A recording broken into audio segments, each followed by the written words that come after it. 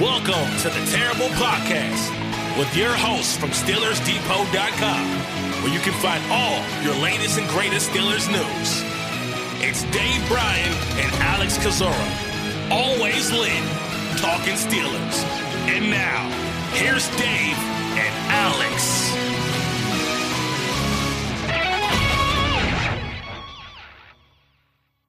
Welcome to the Terrible Podcast, Season 13, Episode 41. He's Dave Bryan. I'm Alex Kozora, SteelersDepot.com. Thanks for being back with us, Steelers Nation, on this Monday. And Dave, the more things change, the more things seem to stay the same, as we're talking about another pretty bad loss for the Pittsburgh Steelers on Sunday in the Battle of the Keystone State. 35-13, Philadelphia wins this one. Pittsburgh now just 2-6.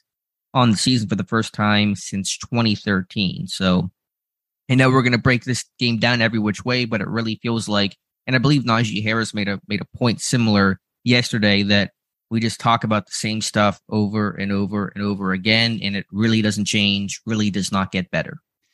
Yeah, and he's exactly right. And the reason, I like to use that Justin net yards per passing attempt stat around week 7 or so, week 8 at the latest, and start putting a lot of weight on that, because that's a good reflection just in that stat alone of what the team is, because obviously if you use shorter games than that, there could be some variances and maybe you just had a bad game. But I think at this point here now, I mean, it's easy to say this team on both sides of the football is what it is at this point. And there's been enough time to make enough changes or schematics or see increase in play. And it is just the same old stuff again. Now, look, we'll obviously break this down on offense and defense, but and we talked about it, or at least I did. If they need to stop the R in the RPO, and they did their best to try to do that, especially in that first half against the Eagles. And I said, look, try to make Jalen Hurts beat you vertically down the field. That's the poison that I think that they should have chose to take in that game and see if Hurts could deliver on it. And I'll be damned if he didn't. Hey, challenge accepted. Yeah, and look, and I know this isn't Eagles Depot, but man, what do you think their next few opponents are thinking now? Because the Eagles had not really gone vertical too much in their first 6 games, right? And now they have not only with that great RPO, aspect of the shorter game and the screen and the runs and the keepers and those kind of zone reads and stuff like that they had on tape that already made the offense look damn good. Now they have the element on tape that, okay, you want to try to sell out to try to stop the run. We'll just hit you vertically. So really impressive game by them. And yeah, the Steelers obviously had breakdowns on the defensive side of football, but there were some nice throws by Hurts in that game, especially on a couple of the TD throws as well too. But back to the core of the subject, there's a lot broken on this Steelers team, and it's not going to get fixed this season. No, it's not. And to your point, I would say the Eagles have gone vertical this year, but usually in most games this season, they've led with their run game. Against the Steelers, they led with their pass game because of the way Pittsburgh was playing things, and it really, they got to lean on that more than they probably have in other games this year. So we'll talk about that here shortly. Just to do some housekeeping, TJ Watt watch on Saturday. He was not activated from injured reserve, so did not play in this game. I know there was some debate and speculation, and you and I talked about, would he, wouldn't he? Ultimately, the team decided to wait, and so he should return in week 10 after the bye. In terms of roster moves the team made prior to Sunday's game, Chris Boswell and Josh Jackson both ruled out of this game, so the team had to sign kicker Nick Skiba, who was with the team this summer, the rookie from the practice squad, to elevate him. He kicked in this game. Also brought up Carlos Davis, a defensive lineman, to replace the injured Larry Ogunjobi. And so Davis getting his first snaps and also a sack in this game of 2022. And wide receiver Josh Malone was released from the practice squad as well. So those are the minor moves there. Well, not so minor moves, but the ones they made on Saturday. And then from an injury standpoint, coming out of the Eagles game, Mike Tomlin saying cornerback James Pierre hurt his foot late in that game and don't know his status going forward, but has some time to rest. And of course, Pierre playing in this game because Ahkello Witherspoon's return was short-lived, getting benched by halftime after being beat by 2 of Jalen Hurts' 4 touchdowns. All right, now real quick, going back to what I said about them going vertical. I mean, he only had attempted 13 pass attempts of 20 yards or more going into that game, and he only completed 6 of them.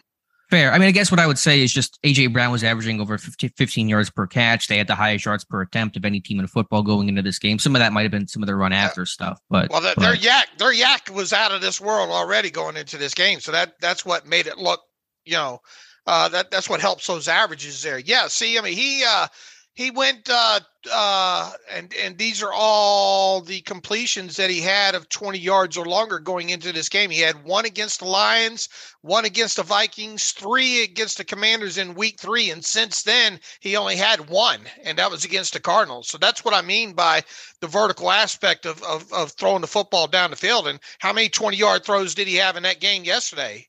4 or 5?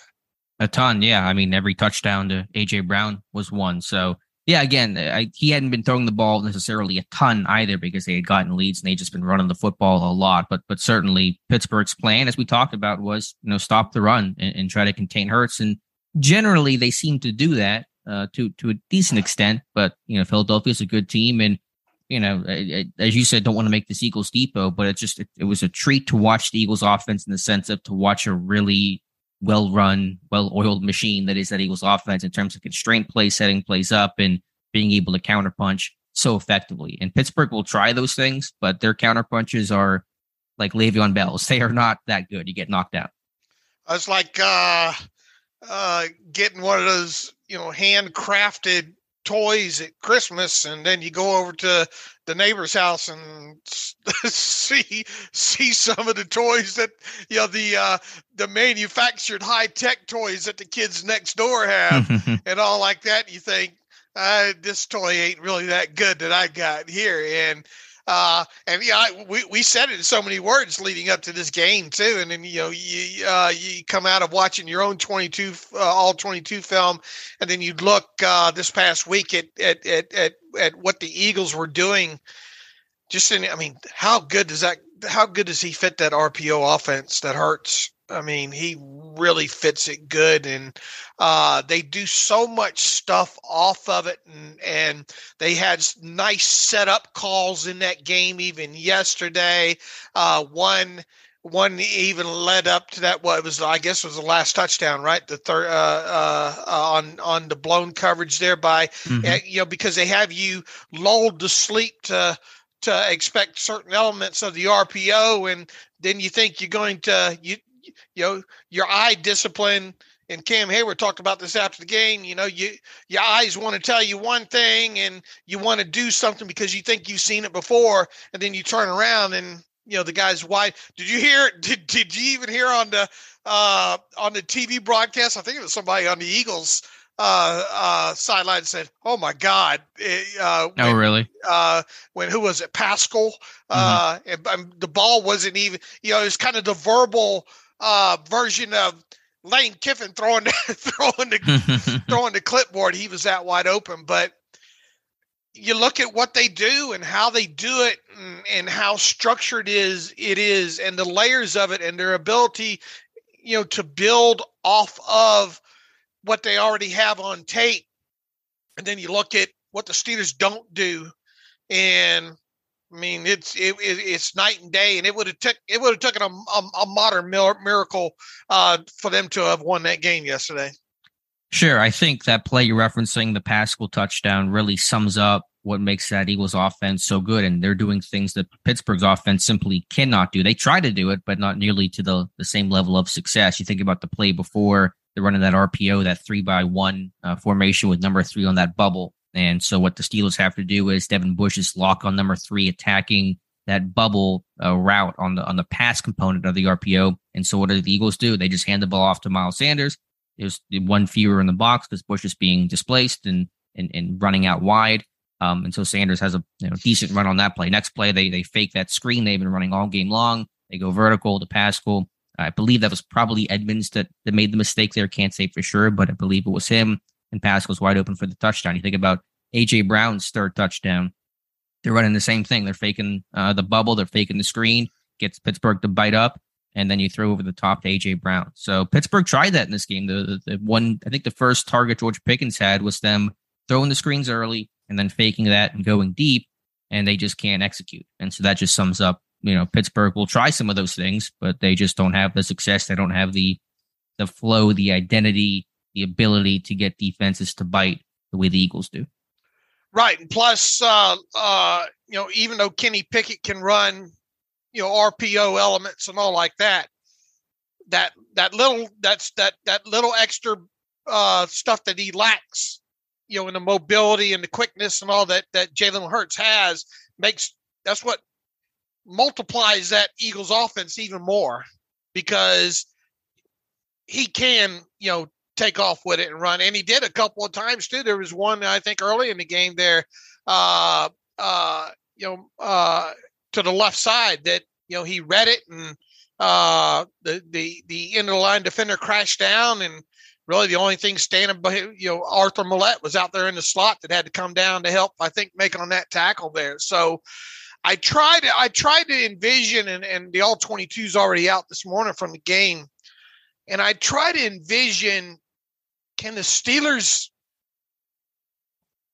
rubber stamp that and run the same stuff? Obviously, it's not going to happen this year, but, down the line. And I kind of wonder, obviously some elements of they can, but can Kenny Pickett be the guy that be the threat that Jalen Hurts is in that offense if they were to rubber stamp it? Well, not to that degree. He's not the athlete that Hurts is, so I wouldn't say it's like that. That component is huge, though. To that the component of what Hurts is. Hurts is extreme mobility. Yeah, absolutely. So you can be an RPO heavy offense and have those. Again, I think it's partially Hurts mobility, but it's just how well coached the Eagles are. The many layers to their offense overall. So I think the mobility is a component of it. But Hurts didn't run a wild in this game. You're respecting the threat, and that certainly has an impact on how you rush and how you play certain things. But Pittsburgh can draw on some of those things. And again, they tried to do some of those things. They tried to fake the screen and then throw vertical. That's happened before in past years, so it's not brand new. They're just not as effective at it. Nothing they do is effective or efficient. And so everything's just clunky and a mess, and it's really hard to get a rhythm. And that's before we talked about penalties, which killed this offense and put them in so many unmanageable situations that really allowed them, no chance to build a rhythm or a groove.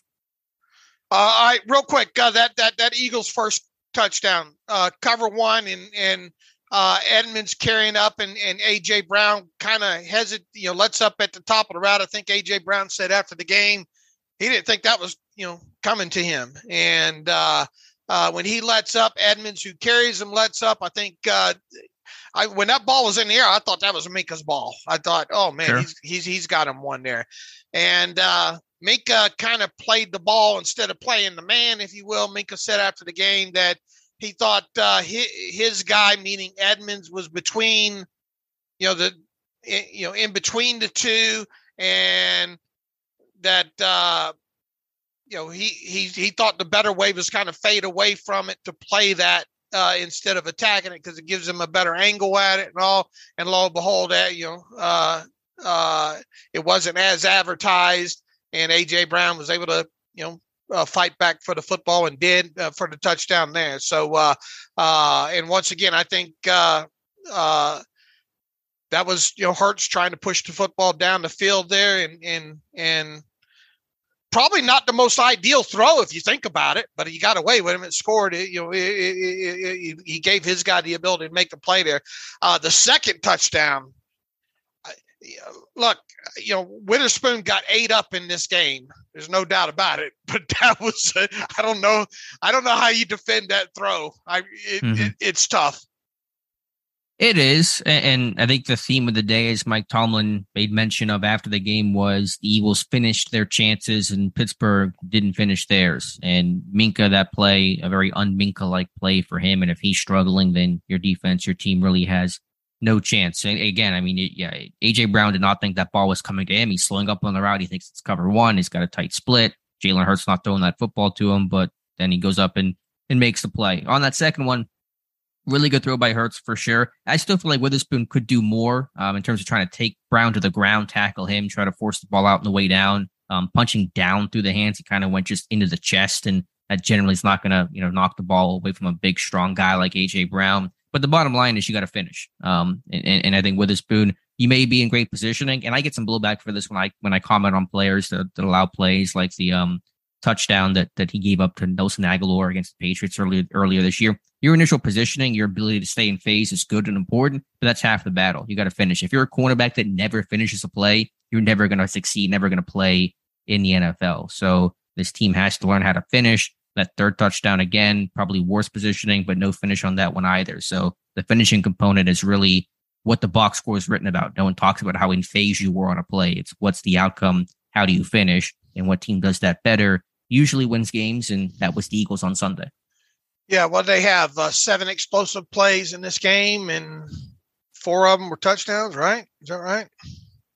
Yeah, I think so. I mean, all the Browns were, and Pascal's. I mean, they had 35 points, and they ran exactly 1 play in the red zone. I mean, they were 1-1, but that was the Miles Sanders 11-yard touchdown. So they got big plays, chunk plays, and they did not need to enter the red zone in the first place. And the Steelers had just 2 explosive plays, and both of them don't happen unless you get the yak after them, I don't think. That was Freiermuth and Claypool. Oh, yeah, Claypool had good yak on that play. But there is certainly a difference in the explosive plays, even in the actual play, where the Eagles are getting 30-yard touchdowns and the Steelers are getting just 20-yard plays without that scoring component to it. So there's a weight to the Eagles, I think, explosive plays in this one as well. So anyway, what do you want to start here, Dave, with the Steelers offense, defense? Which do you want to talk about first? Yeah, I mean, let's talk about the offense. Get that out of the way. Yeah, 13 points. It's just more of the same. I think, what the relatively new thing, starting with the second half against Miami last weekend and then carrying over into the first half of this game against Philadelphia, were all the penalties. This team had 8 penalties in the first half, 5 on offense, and just a lot of Steelers beating Steelers. Now, Mike Tomlin seems to disagree with some of the calls that the officials had. he did, I think. In a way that he's trying not to get fined about it, but very much disagreeing with. And I don't know if that was for some of the illegal formation type stuff. I'm betting that it is. But bottom line is, in the first half, this team had, 2 illegal formations, delay a game, another ineligible downfield penalty. How many is that? 9? Probably. 8? I mean, it's a ridiculous amount. We talked about how they're cracking down on it. I go back to Matt Canada's comment he made after the Browns game, after that shovel pass got wiped out, and he was asked about that play, and Canada said, hey, we're going to run that thing the exact same way again. That's fine. You're going to get penalized, and they're getting penalized for it. So it's a lot of Steelers beating Steelers. It's putting themselves into, first and long, second and long, wiping out decent plays overall. And the overall component offensively was you fall behind against that Eagles defense. They can pin their ears back, that have such a great and deep pass rush. Early on, I was like, Kenny Pickett's going to get killed in this game. And he got killed in this game, sacked 6 times. It was a recipe for disaster for this offense.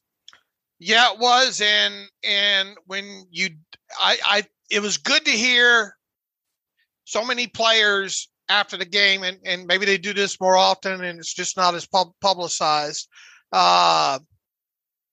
that the players say, look, you got to have more explosive plays, because when you're asked to go 15, 16 plays down the field, which this offense already isn't built to do, you're setting yourself up for more possibilities of penalties and missed assignments. And that, yesterday was a great example of that. And they, and now Mike Thomas says, well, now we'll bring the referees in, and yeah, that's like the Titanic's already sprung a huge leak on it now, So yeah, hopefully you do get it fixed up. But this kind of stuff, even going back to what Matt Canada said during this past week, that kind of irked me. You might not see that penalty call the rest of Kenny Pickett's career. Just fix it. Just fix it. Yeah, this team doesn't need. Well, they do need officials, but they also need a priest for last rites, considering this is a 2-6 team right now. But I thought, you can't run the ball again. Nothing new there, I suppose. Najee Harris had 0 yards in his first 4 carries of this game. You're 1 of 12 on third down. I know they were 4 of 4 on fourth down, so there's something you can hang your hat on. That's the bright spot. Yeah, one of the worst third down performances ever. One of those was a fake punt, but hey. You got to do what you got to do. But most effective rushing offense they have is the fake punt. That and the quarterback sneak, right? Exactly. Yeah.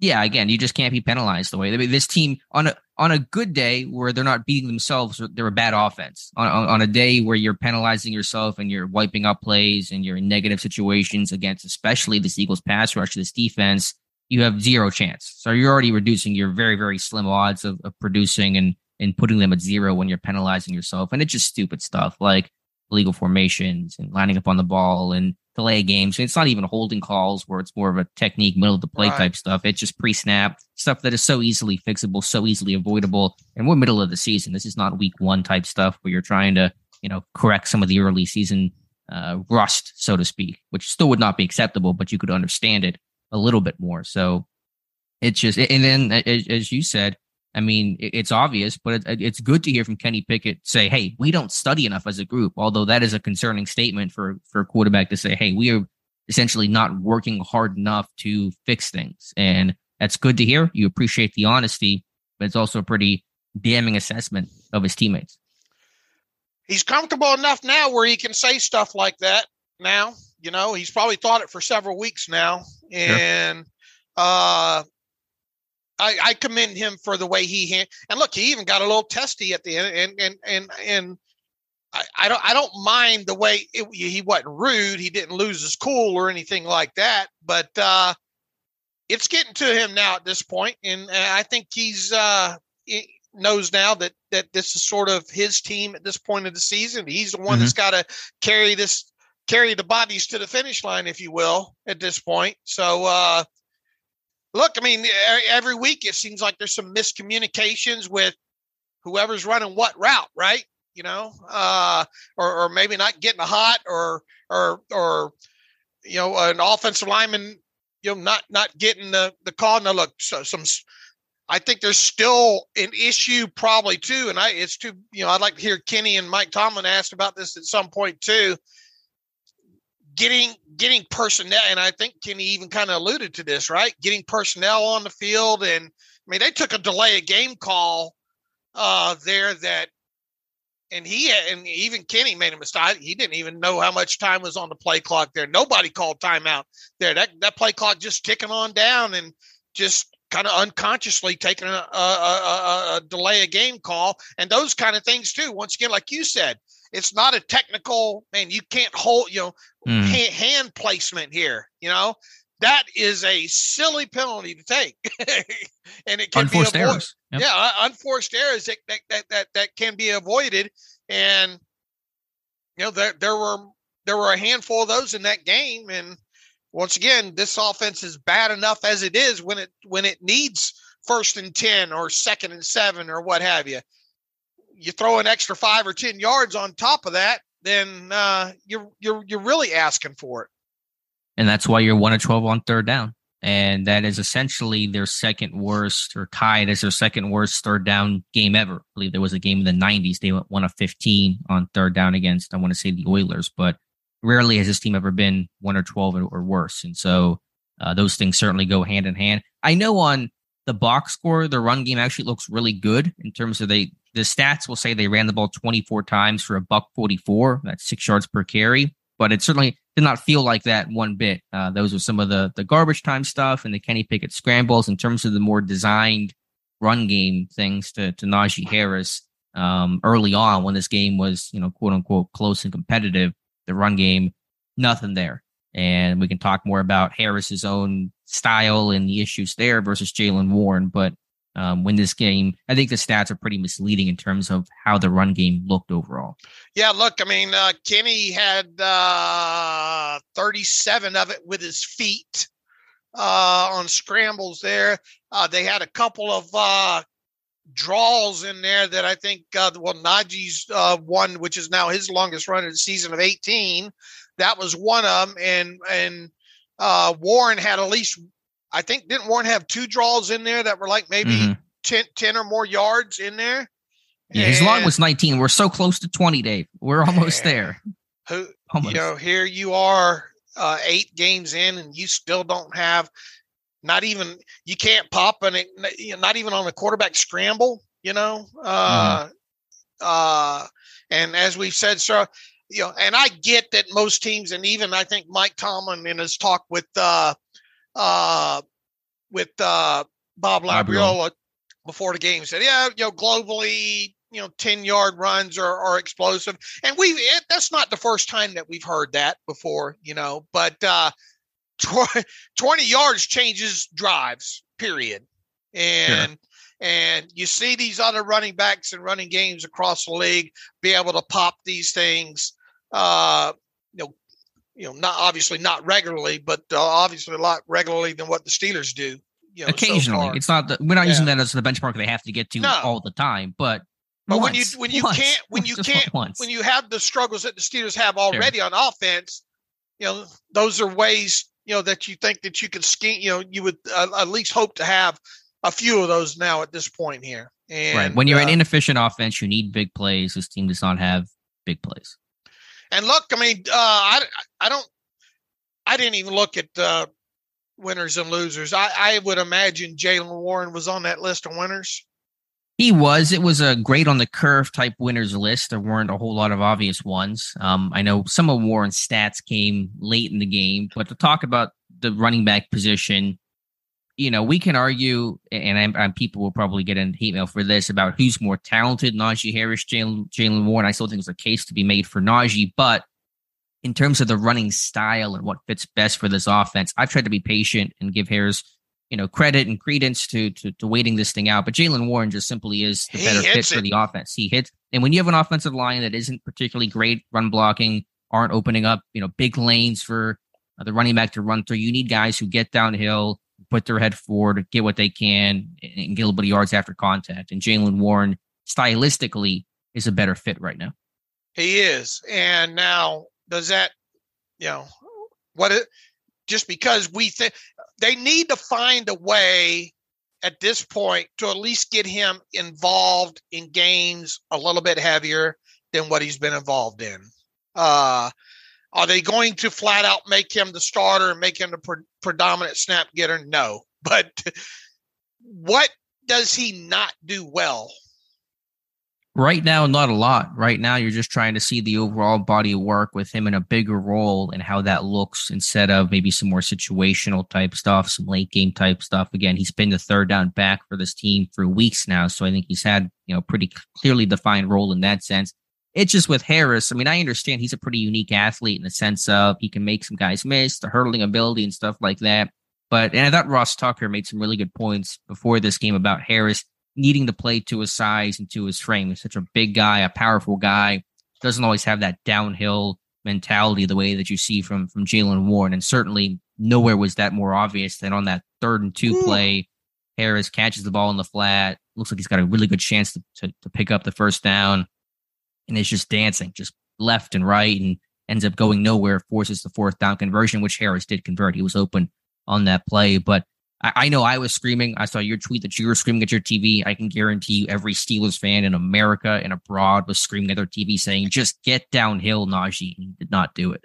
And I don't yell. I mean, I've reached a point now where I don't yell at the TV too terribly much, but I did in that instant. What'd you say? Just get downhill, run, tuck it and go, you know, tuck it and go. What are you waiting for? Is this an instance of him trying to take the onus of trying to hit a home run, try to make the big play on every time he touch. If you need 3 yards, get 3 yards. And look, he's going to take a lot of criticism this week, and along with several other people on the offensive side of football. But in instances, it's little when you. As bad as this thing is, you need little plays like that made. Now, as you mentioned, he got it on the next play, but you can't you can't excuse the previous play, right? Because of what happened on the next play after that and all. So once again, Jalen is doing everything he asked you to do, and yeah, there were some garbage stats in there, but I'll tell you what, a lot of those yards in that garbage time he earned. Sure. He did, yeah. And even before it was garbage time stuff, I mean, he was, still making some plays out there. And again, just seeing the demeanor, the run style. I think if Najee Harris was running behind, great offensive line, say the Browns offensive line or maybe Tennessee's offensive line, it would work a lot better. But when a line just isn't getting a lot of push, and to be fair, there were not really a lot of holes for Harris in the first half of this game. I mean, there really probably wasn't a whole lot he could do, but sure, he only had four carries up until what, halftime? Yeah, for 0 yards. Right. So there wasn't a lot of involvement in this one. Pittsburgh, and I'm not mad at Pittsburgh necessarily for that. They know they can't run the ball well, and you're playing against a top offense in Philadelphia. You got to throw the football. You got to put a point. So I understand that. I think it's not a terrible mentality to have.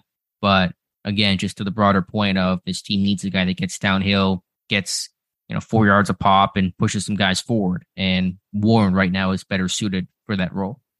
I just had my stat pulled up on the third downs here. The Steelers had 3 third downs of 4 yards or fewer. That actually should say 5, I think. Had 5 third downs of 4 yards or fewer and converted just one of them. Yeah, and that was their only conversion of the day, and 1 of 12. And that was the Pickett quarterback sneak on third and 1. Right. So run game still, again, the numbers overall look good. Don't think they're nearly as good as the eye test actually indicates. With the offensive line themselves, I think their worst game of the season, difficult circumstances, but the penalties certainly putting themselves in worse situations, run blocking, not doing much outside of a couple of draws, and pass protection in terms of the games and stunts that Philadelphia ran. Pittsburgh really struggled to be able to adjust and pick up and pass off and things like that. Just thought first glance overall, the left side of the line, Dan Moore Jr., Kevin Dawson probably struggled the most in this one, but I got 6 sacks to talk about. Most time quarterback in Pittsburgh has been sacked since 2009. So it's a bad day to be a quarterback, bad day to be an offensive lineman in Pittsburgh. And you talk about handling those stunts and all, and being on the same levels and all like that. And I think one of them's going to obviously, I think, be on James Daniels, right? Which one was that? I'm sure there was one. One of the early one was with Hassan Reddick on the stunt back to the inside.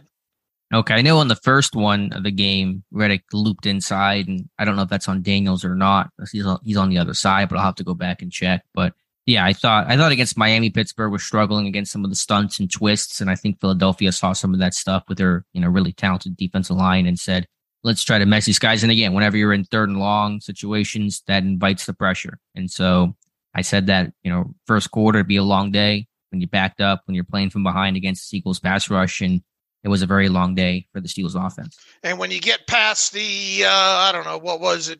Their 4th touchdown, I guess.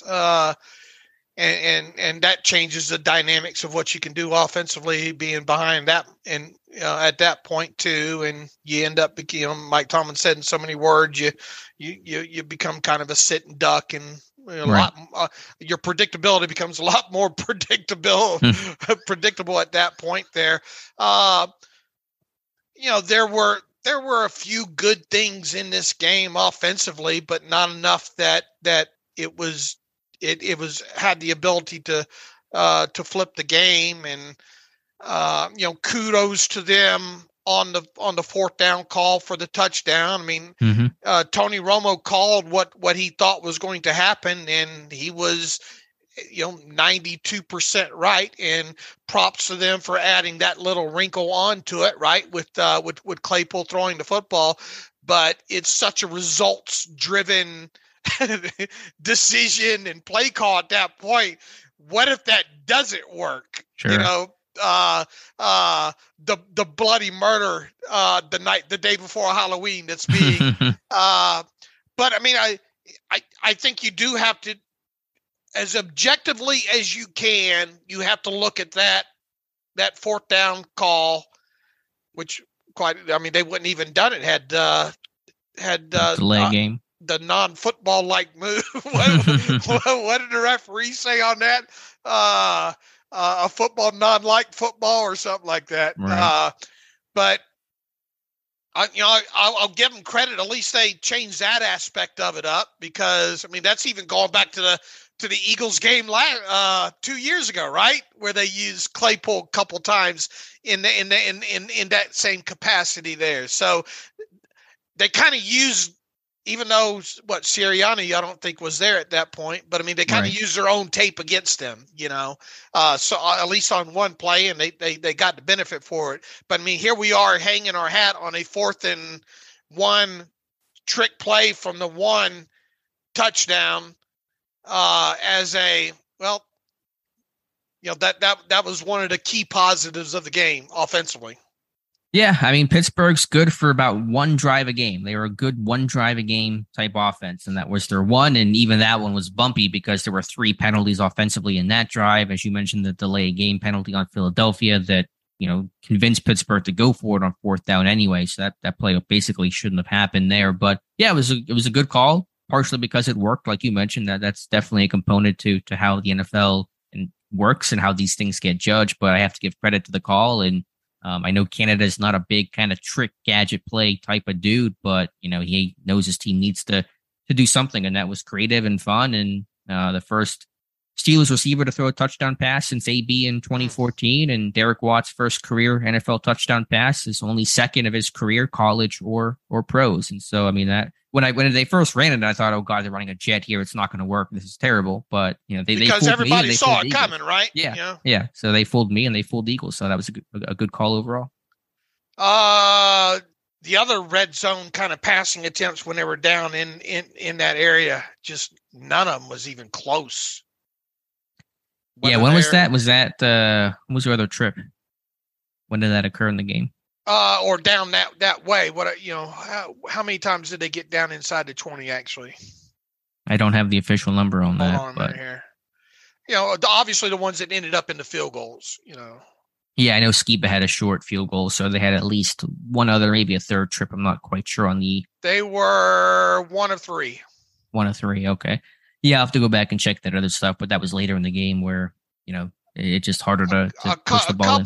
A couple of them. One was a throw to Johnson that he couldn't get off. Was kind of stacked on top and couldn't fight through on.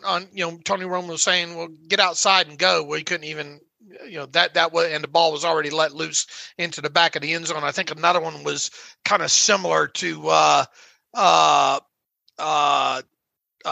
Claypool. Yeah, I thought the Eagles did a good job. They were physical with their DBs. They weren't allowing a lot of free releases, and that really screwed up some of the Steelers' vertical shots or attempts and some of the double moves they tried to run in this game. So I thought Philadelphia's DBs did a really good job of containing, but by pressing up and rolling up their corners and being really physical within that 5-yard zone. All right, Dave, let's what are your thoughts on Kenny Pickett in this game? Again, the evaluation may be a bit muddier just for the circumstances, but what are your thoughts on his play overall? I talked about how, the volatility in his game is something that we need to see come around at some point. And even though he didn't have the interceptions that he had in the game against the Dolphins, I think his play against the Dolphins was better than it was against the Eagles. I thought there were a couple situations in some pockets that I thought he could have probably stepped up into instead of running out of. A couple of his throws were obviously off target, had probably his highest percentage off target bad decision throws in this game. Got away with a couple that probably should have been intercepted. I don't fault him so much on that last, on his one interception in the game because, you're trying to make a play at that point. And Edwards did a great job of if Kenny needs to do anything there, it's probably try to hold that depth player in the middle of the field off with a look the other way. I don't know, but I mean, Edwards got himself in perfect position in that situation with just enough depth. And if you put a little bit more air under that throw, does that give that safety time to crack that up, right. In there? So, and, maybe if you throw it a tick earlier, I guess, or a little bit more outside, I mean, you could be hypercritical of that throw. But, if Edwards doesn't get a fingertip on it, then it's probably a touchdown in that situation. So, and then in that type of situation, you're trying to make a play. So I can kind of wash that one to the side, if you will, when it comes to that one. But I thought he had, 2 or 3 other throws that probably should have been intercepted in this game. Not seeing the hot, I think, on one of those sacks by Chauncey Gardner Johnson, maybe on him. But once again, I didn't think it was as good as his game against the Eagles. That's for sure. I mean, there just so much vol. He did some good things in there. I mean, he was able to make some throws, some strong arm throws. I thought that were okay. That a couple of them over there to even though Pickens ended up with no catches in this game, there at least was some opportunities for catches to be made on a couple of those. One of those Pickens caught, but his foot came down just out of bounds or on the foot of the former Pitt PD or DB. And then the other one was he didn't have they said he didn't have possession on that one when he hit the ground there. They did draw, even though it doesn't count, they did draw at least a defensive pass interference penalty on the throw down the field, right? Also had an OPI though that wiped out a 27-yard catch, and that's another good point there in that aspect. So it was just overly a more clunkier game, I thought, from Pickett overall. And once again, I didn't think it was as good as his game against Miami. I think that's fair. There's been definitely some close plays down the seam. That was a great play by Edwards, and the Dolphins safety, whose name is difficult to pronounce, had another similar, great play. Fedulum. Fred Fedulum, yeah. Bless us. There's been some close stuff there. I didn't think, and again, I have not watched the all 22. I didn't feel like Pickett early on was seeing the field well against the Eagles zone coverage. I thought he was really lacking some confidence and unsure where to go with the football against zone. I thought maybe he was doing a better job finding targets against man coverage, but I'll have to go back and watch. Again, it's tough circumstances, falling behind without much of a run game. In the 3 games he's played fully, he's thrown the ball 52, 44, and 38 times and had 40. Before probably had almost 50 dropbacks in this game when you account for the 6 sacks and the several quarterback scrambles that he had. So the attempts probably don't even do that number fully justice. But bottom line is, and again, we're not concluding. I want to stress that, but it's a bottom line production based league. And in the 3 games in which he's played the full game, the Steelers have scored 3 points, 10 points, and now 13 points. They got to find ways to score more points. Kenny Pickett has 2 touchdowns this season. He's thrown 8 interceptions, and those numbers need context, and it doesn't necessarily 100% accurately reflect his play. But at some point, this thing's got to turn around where interceptions and turnovers get cut down, where touchdowns go up, where points go on the board. And that is the name of the game of playing quarterback. And so I'm not saying that 100% has to happen immediately and change, night and day difference for week 10 against the Saints. But that's where this thing needs to go. And it's been the same old stuff where this offense just simply is not putting up points. And that is the job of the quarterback. And it goes back to pushing the football, being able to, we need to see by the end of this season his ability to push the football down the field with success, plain and simple, because he is not going to be a quarterback that can't survive without large chunk plays.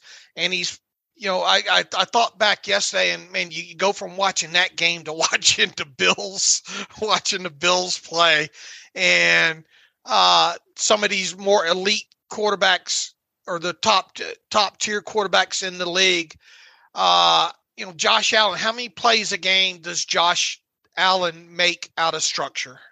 3? Yeah, a lot of them. I mean, he's one of the best in football at doing it. And with that said, is Kenny Pickett available? I mean, have the ability to do that?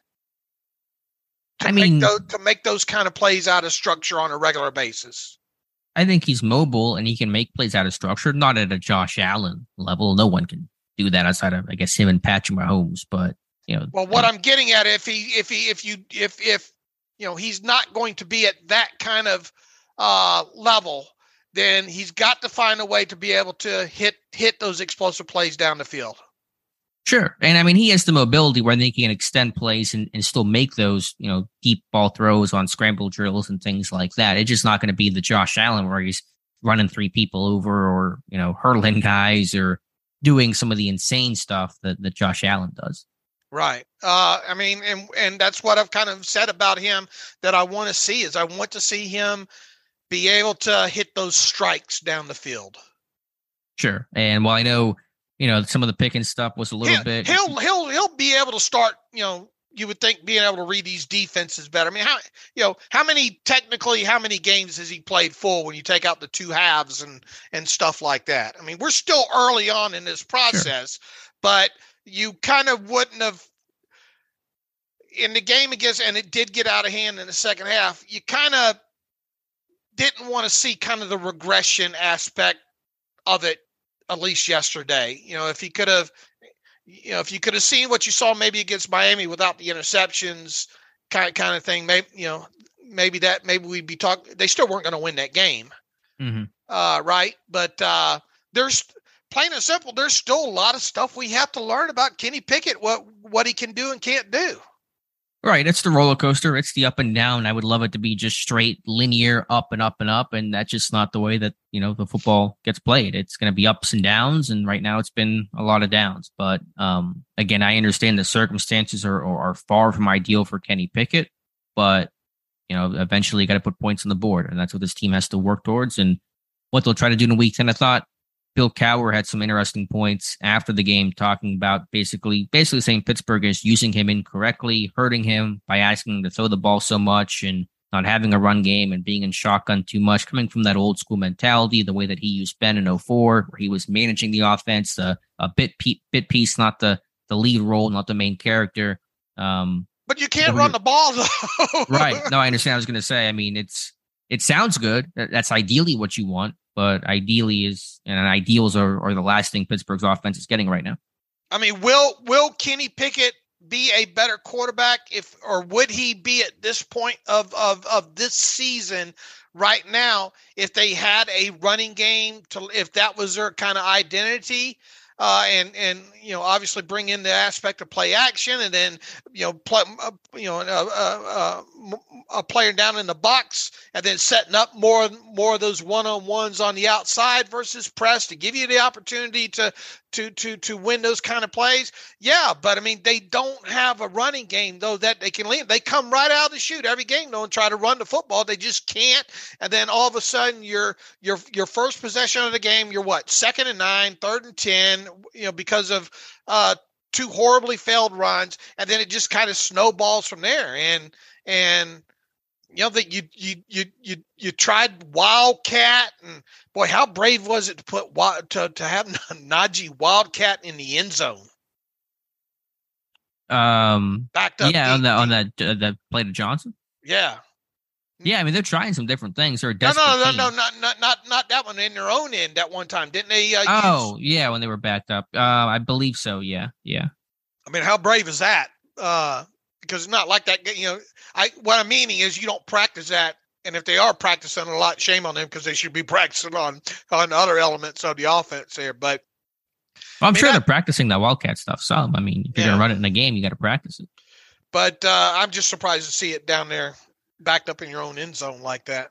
I mean, the Steelers admit they can't. I mean, they came out of this game basically throwing. I mean, the first drive of the game, the first 3 and out, they ran the ball in first down, but they threw the ball in second and third down. And then the second drive, the touchdown drive, they threw the ball mostly. I mean, I think Pickett came out with something like 6 straight throws, and there were some penalties in there that backed them up. But I mean, they came out throwing heavily because this team knows they cannot run the ball, and while they would like to run the ball, they're going to run into a brick wall, and they're only going to hurt their offense by trying to run it. And so, they're trying to come out to be aggressive to throw the football because it's the only thing they can even try to do right now. Right.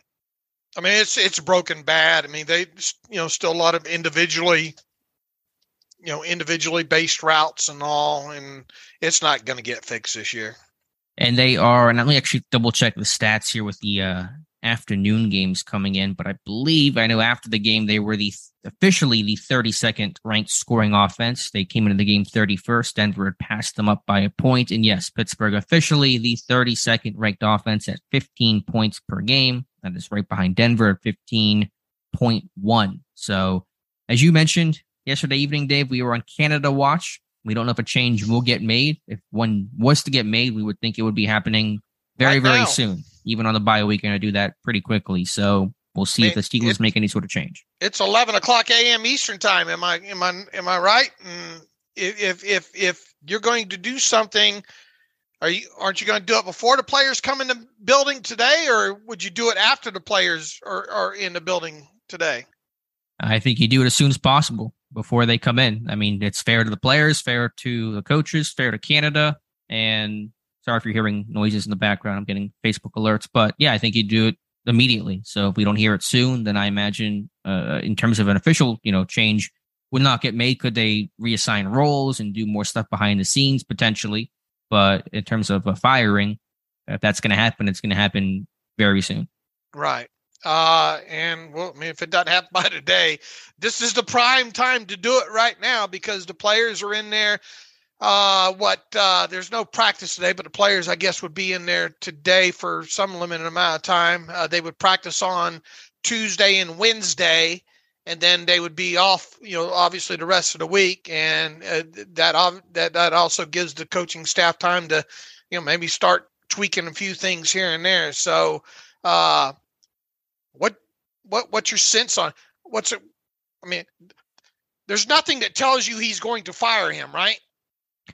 No, but I don't know what would be out there that would tell me that in the first place. I had tweeted last night that I was hedging a bit. I could see it go either way, but if you made me answer the question of will Matt Canada be the OC for the Saints game in Week 10, well, at least he be on the team in some sort of capacity. Yes, I believe he will still be with the team. Okay, well, we'll find out here. We would think fairly soon here. Alex, who is right now at this moment the Joe Green Award winner? Yeah, I saw you ask that. Best rookie. I saw you ask that question. The first name that came to mind was George Pickens, but certainly with the way that Jaylen Warren's done it, I mean, I think he's deserving of it as well. So I don't know who would quite have the lead right now. I may still give the edge to Pickens just for some of the big downfield type stuff this offense has been lacking. But if you want to give it to Warren, it would certainly be deserving. I mean, we know Warren's not going to win this, right? Why not? I don't know. Why couldn't he win? I mean, I wouldn't.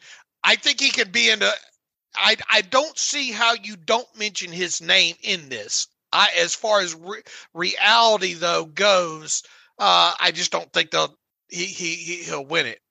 You could give a lot of reasons why he should win it, though.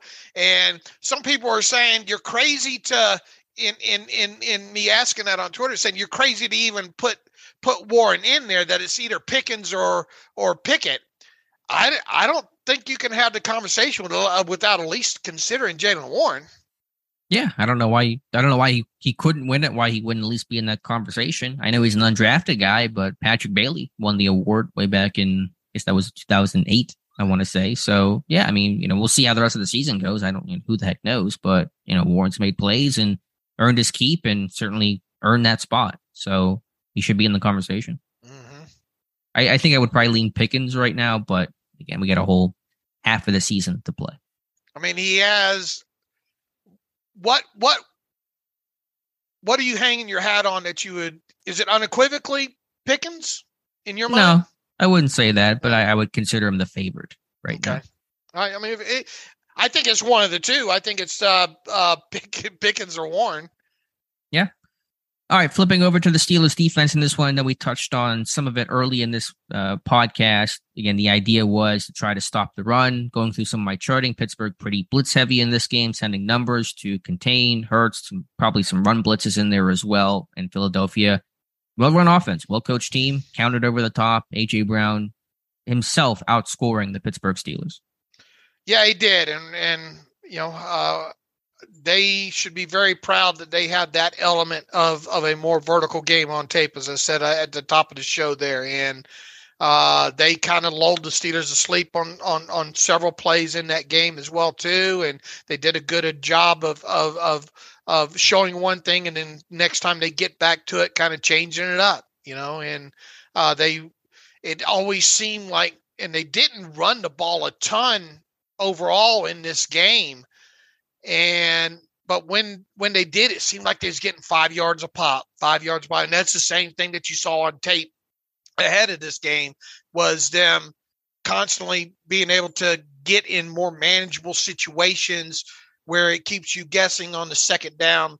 And to their credit too, on third and long situations, they didn't, because of the way the game flow was going, they didn't try to do too much on give up downs, so to speak there. And they came into this game with 2 giveaways, and they exited the game with 2 giveaways, right? And they're now plus 14 in turnover differential. Right. So that's, the things that they don't do. I don't blame the Steelers the way they attack this thing kind of out of the chute. And, for the most part, the big play to A.J. Brown, the first one aside, which quite honestly, probably not the wisest decision to throw that, but I understand why he did. For the first, 15 plays, defensive plays overall, I didn't mind the way the Steelers were trying to attack that. The Eagles saw what they were trying to do, though, and then just, changed it up. And as Jim Nantz said during the game, it felt like they had 10 guys on the field for a lot of those plays.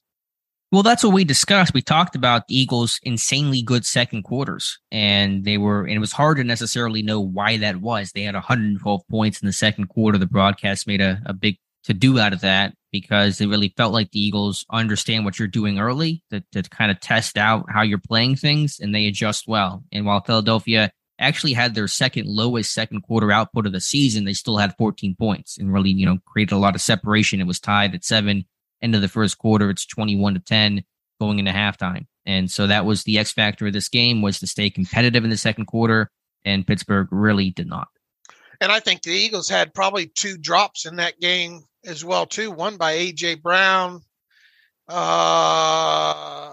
who's the other young kid out of Alabama there, Smith. I think had one as well, too, that possibly could have extended some more drives on there, too. So, thankfully they shot themselves in the foot, a couple of times on top of it there. But, man, it was, you're worried about them having to face this offense going into this, and they showed during the game why.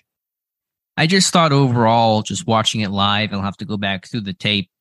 I think Tomlin had made some sort of reference. This was in the Kenny Pickett against the Eagles secondary, but said chess, not checkers. But I think about the Eagles offense against Pittsburgh's defense, and to me, that was them playing chess as Pittsburgh was playing checkers, when they were just consistently one step ahead.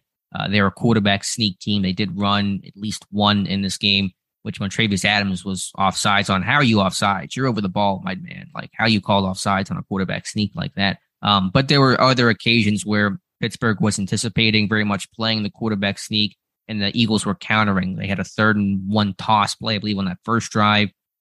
They got, 10 or so yards because Pittsburgh's so condensed over the ball. They ran a Y leak play later in the game to Goddard, where they had a short yardage situation, and Goddard just sneaks out to the weak side, and they throw it back wide to him for a big, wide open on that play. So stuff like that. They're 2nd and 1. They're throwing deep because then they can run the ball in 3rd and 1. Again, their constrained plays with the Zach Pascal touchdown where they're faking the screen. Pittsburgh bites on that. Pascal gets open. Even the A.J. Brown third touchdown, they're faking the bubble. They get Pittsburgh to bite on that. Creates an easier one-on-one opportunity in the back end. Philadelphia was just simply one step ahead of Pittsburgh consistently in this game. They out-schemed them. They out-talented them. They outplayed them. And that's why it's 35-13. And this is what? Sirianni's second season, right? With Hurts. I mean, it just goes to show you. And they went out and they addressed some things, obviously, with A.J. Brown. What else did they do during the offseason there? I mean, they had a lot of draft capital. They still had a first-round pick. They draft big Jordan Davis, and they trade for Chauncey Gardner-Johnson to really shore up that secondary, give themselves versatility, and A.J. Brown, as you mentioned, and just work on Jalen Hurts' development. But I think I mentioned on Friday, A.J. Brown has really unlocked this offense to have that real passing component, and they needed that. They leaned on that, and that was a big reason why they won yesterday. I wanted to look at their third downs that the Eagles faced in this game. Early in this game, a lot more manageable situations. They went 3rd and 1, and then one not so manageable 3rd and 9, and then 3rd and 2, 3rd and 1, 3rd and 1. And then really for the most for a better part of the rest of the game, from about the 12:53 mark. Of course, a lot of damage had been done in the second quarter by at that point. Even the 3rd and 8 that they faced at the 12:53 mark was the third touchdown to A.J. Brown at that point there. So after that 3rd and 8, well, specifically in the middle of the second quarter and on, they went 3rd and 18, 3rd and 15, 3rd and 4, 3rd and 24, 3rd and 14, 3rd and 3, and 3rd and 6. By the time they got to the 3rd and 3 and 3rd and 6, was late in the game, and the game was already over at that point. So not only did you not get them in a lot of third down situations overall, I guess, especially in the first half, they were a lot more manageable ones up until, like I said, about the midway part of the second quarter. And bottom line, they were 7 of 12 on third down. Pittsburgh was 1 of 12 on third down. So that's a big difference there. And while they were in some of those and long situations late, as you just rolled through, we talked about on Friday, they were the worst offense in football, 3rd and 7 plus, but they were also in 3rd and 7 fewer times than any other team in football because their offense is so efficient. They stay out of those and long situations, and that was the theme early on. And they only needed a first half of play to really win that game. And so, again, I'm going to do a video breakdown on this, but I just thought schematically Philadelphia was consistently one step ahead of Pittsburgh in this game. Let's see. They had, I guess, in total, 16, 18, 20 runs in total. How many of those came in late garbage time when Minshew was in the game? In fact, Minshew is included in that as one of the kneel downs there. So 19 times in total there. Sanders only ran 9 times in the game, but they were effective, man. They were super effective. And a lot of those are RPOs where Pittsburgh was kind of forcing the pass. But just for example, the Eagles' first possession of the game, just to read off what the play was. And again, there's RPO components, I'm sure, to this, but pass, run, pass, touchdown. So they came out throwing. They knew that Pittsburgh was trying to stop the run. I thought Pittsburgh got some decent pressure in this game, considering where they've been at, that they kept Hurts in the pocket overall. Cam Hayward getting a sack, Malik Reed getting a sack, Highsmith getting a little bit of pressure. So I thought they did a decent job there, but they had to send numbers on a couple of those touchdowns. I believe the second touchdown A.J. Brown has, they're playing cover 1. They're sending 6 guys to try to get to the quarterback, and that leaves your corners on islands, and those guys could not make plays. Right. They made the plays down the field, that's for sure. Malik Reed, probably his best game of the season for whatever that's worth. He got a sack at least. I mean, he got that one kind of pressure situation. Let me see if let me pull up the pressures here in this game. I just completed that component of my charting there, but yeah, I did pick up his first sack. So kudos there. How many pressures did Malik Reed have? I am down for 2. So, I mean, that's probably good for him, I guess. Yeah, I mean, it was better, but there were other times though where he was just stymied on the edge though. But yeah. Yeah, I mean, I think it was. Well, he had the one that forced an incompletion. Yeah, right. yeah, and that was a good rush against. I think that would have been Lane Johnson. So yeah, probably a good assessment on Malik Reed, but a minor footnote overall on a defense that still allows 35 points. Right. Carlos Davis got an effort sack. Yeah, he fell on that one, right? He kind of got back up, and I mean, we'll take it any way you can get it at this point. But it was kind of funny. Special teams, Steven Sims makes guys miss, and so that's something to positive in this game. Nick Skiba, his first career field goals, although the kick out of bounds was not ideal. Right. Did he hit the winner's list? He didn't, just for that kick out of bounds. You could have put him on there. I mean, he made 29-yarder or 38-yarder, did kicker-like things there. Harvin, right. They were trying to pin along the right sideline. I thought Harvin's first punt was really nice, 43-yard net overall. The second one, because he's trying to aim it, hit that a little bit, and that was a dud of a 38-yarder. But I know what they were trying to do in that game. I mean, at halftime, it was 21-10.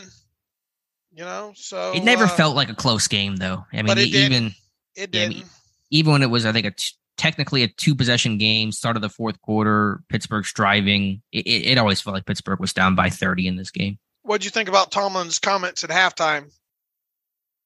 I mean, it's halftime. They're never, that great, but there's something to the effect of, we just cut down on the penalties, we'll be fine offensively. No, you're not going to be fine offensively. You have not been fine offensively the entire season. Penalties are not helping, but that is not the cure-all. So, I mean, whatever. I'm not going to harp on it too much. Tomlin just doesn't want to be there in the first place. He just wants to leave, but did not agree with the comment. I'm guessing the charting shows that they didn't have to do a lot blitzing-wise. Philadelphia, just a lot of four-man rushes.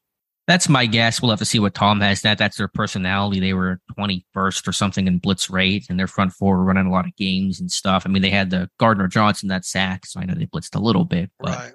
Should Mike Tomlin have challenged that Pickens non-catch? You think he should have thrown the flag? I mean, the further I get away from the play, I guess not. But in real time, I thought in the 30 seconds after it, I thought he should have. Maybe it's just frustration, but I thought initially he should have. Yeah, I wasn't as up in arms about it as other people were, but I don't even know what a catch is anymore. So, right. So who the heck knows? Any other thoughts here on this game, Dave?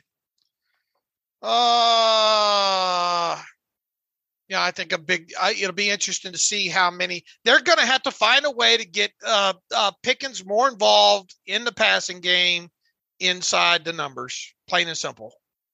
I think he only gets a couple targets because he doesn't run a lot of routes. I mean, he's a vertical side adjustment guy, and that's partly because I think he's underdeveloped as a route runner, and he is a good vertical threat. But whenever you're a guy that just kind of runs 9 routes and side adjustment, comeback, back shoulder type stuff, not going to get the ball a lot, especially when you're playing from behind and defenses have softer coverage and just trying not to get beat deep. So that's my guess is why Pickens is not getting the ball a lot, but certainly he needs to get more than 3 targets in a game where you're dropping back almost 50 times. Right. I stated way back when they drafted him that, if there was a rawness aspect to him, it was going to be his route running that's got to come along. And I think it probably will, the more experience that he gets and all, but your midway point of the season now, it seems like he only gets his targets when he's kind of singled out up on the outside, either goes or back shoulders. Right. And you gotta start getting him involved more in situations where at least he can catch the ball in shorter distances and maybe make some plays with his feet after that aspect of it. Because right now it's everything kind of pinned to the sideline, if you will. Yeah, I'm with you there. Just looking at the seasonal stats, your top 2 receivers in terms of receptions, Deontay Johnson, Chase Claypool, both under 10 yards a catch, which is just pretty pitiful overall. Johnson averaging 8.7, Claypool averaging 9.7. Those are tight end numbers from in theory, 2 of your top receivers. What did he have? What did Pickett have? 2 completions past. He had 5 past 5 past 5 yards and 2 completions past, was it 10 or 15 yards? That I'm not sure of. I know the Freiermuth was one. Claypool was probably another. I don't know if there were any others past that, though. Maybe I'd have to check. I believe off the chart, eyeballing it, he had only 5 completions past 5 air yards. 2 completions past 15 yards. How many past 10? Looks like 2. Okay, so the same 2. Right. Yeah, not going to win. I mean, the Eagles had more touchdowns on those plays than the Steelers had overall completions. I think have him initially 12 completions in which the ball was not thrown past the line of scrimmage. Yeah, they ran a lot of screens. They had that one to Sims. I mean, they were running them early, and they're doing that to try to set up the throw to Pickens later, but that didn't work. And the one throw to Sims went nowhere. And situational football, just looking at the updated numbers, Pittsburgh 28th in third down offense, 27th in red zone offense. And they are last in points per game. You guys get it. The offense is bad. Yeah, look, I mean, we're talking about the same things here. They can't run the football. They can't produce enough explosive plays. Their good drive of the game usually comes early in the game, and if they bury it, good. If not, really nothing happens after that. They get maybe some late game situations that once they're kind of out of it, if you will, and they can't take advantage of those either there. And there's a lot of kind of, I guess, garbage yards, you'd call it, throughout the season in some fourth quarter situations because, the opposition's not wanting to get beat up over their head. And this team cannot afford to turn the football over, and they're very good at turning the football over. They've done it in 6 of their 8 games this year. The 2 games they have not turned the football over, they have won, Cincinnati and Tampa Bay. But obviously avoiding those is a tall task. And I thought Pickett had shown good ball security overall, had that fumble yesterday. Really probably not on him for getting hit backside like that. One moment I did like, one positive, I did enjoy Cam Hayward tackling Dallas Goedert to tackle Miles Sanders. That was a pretty innovative play for the veteran Cam Hayward. Yeah, how much do you think they missed Ogunjobi in this one? Well, how much would have mattered? It wouldn't have mattered, probably. I mean, they're going to miss him to an extent. They're trying to have Loudermilk and Wormley play on the end to replace Leal. That's not an Ogunjobi thing. Alualu's washed. I wouldn't be surprised at this point. At some point, you're going to probably have to move him, depending on how many you're going to dress and all like that. They probably need to start looking at some younger people in there longer. Well, actually, I agree. I think he's just cooked. Unfortunately, it's sad to see. I know that it's a little bit harder to tell with some of the fronts they're running, but Cam Hayward was kind of playing de facto starting nose tackle in this game. Mm-hmm. Montravius Adams, Alualu didn't see snaps until not well into the game, but a little bit into the game, and Hayward was kind of over nose quite a bit. And some of that's their over front, some of that's stemming and stuff like that. But I don't think they're happy with either Adams or Alualu. They tried a little bit more of that pre-snap, right before pre-snap shifting on the line again. Yeah, they didn't hide it very well with some of their alignments, so you could kind of tell when they were going to shift because they weren't really in their actual over front. So they're trying to incorporate some stuff. They did some additional stemming where they had the overlook with Highsmith off ball, then they would stem and put Highsmith on the edge. Again, I mean, all nice things, but regardless, nothing was going to really change in this one when your DBs can't make plays downfield. Do you find yourself looking ahead now? And I don't see how you couldn't. Looking ahead at the holes on this team into 2023, I kind of, my thinking way back towards maybe the start of the season was, okay, maybe a Super Bowl window can potentially open in 2023. I don't feel as confident about that statement. No. They have a lot of holes right now, man. And they're going to have to really be sharp during the off season with the draft and free agency and all that. I mean, it feels like they need a guard. It feels like they need a tackle. It feels like they need a center. It feels like they need a defensive lineman. It feels like they need an inside linebacker. It feels like they need at least a cornerback. Another edge. A punter, probably. A punter. Well, hopefully you can get one of those undrafted this time. Sure. What else, Mrs. Lincoln? Yeah, how was the play? It's a lot. I mean, in terms of the future, yeah, I think about that to some extent. I mean, I don't try to spend a lot of time on it because there are going to be so many things that shift and change, and we'll have plenty of time to talk about the future come January 9th, the day after Pittsburgh's final regular season game. It just my thought right now is I understand Pittsburgh. I predicted them. We both did that they would go 8-9 this year, so my expectations were not terribly high, but. And I don't want to be they're worse than what I thought they'd be. Yeah, and I thought they would be bad, but sure. I didn't think they'd be this bad. And I don't want to be the guy complaining about getting to watch football as a job, but it's kind of a chore to watch this team because it's just boring. I mean, it's just sad. It's not even if they were some relatively competitive games with some excitement. You lose a close one, it sucks, but you still kind of have fun watching it. I'm just sitting there just silently just going, well, they're getting their butt kicked again. I mean, it's just really kind of been a drag of a season. Well, you look back and it seemed like for quite a span there with Ben, you're like, all right, here comes the fourth quarter, right. Gonna be a tense one. And I guess, maybe 66% of the time they'd pull those out. Now you get to it and you're thinking, man, just can this game get over in 3 hours, right. Type situation there. I mean, I think the game technically went as probably most people expected it to go on Sunday. I thought maybe it'd be a little bit closer with a garbage touchdown or something just to cover or something at the end there. But I mean, this one, like you said, even though the score was 21 to 10 at half, it really wasn't even that close. And then once they popped that blown coverage there to Pascal, I mean, that's pretty. I understand pulling the quarterback and all like that, but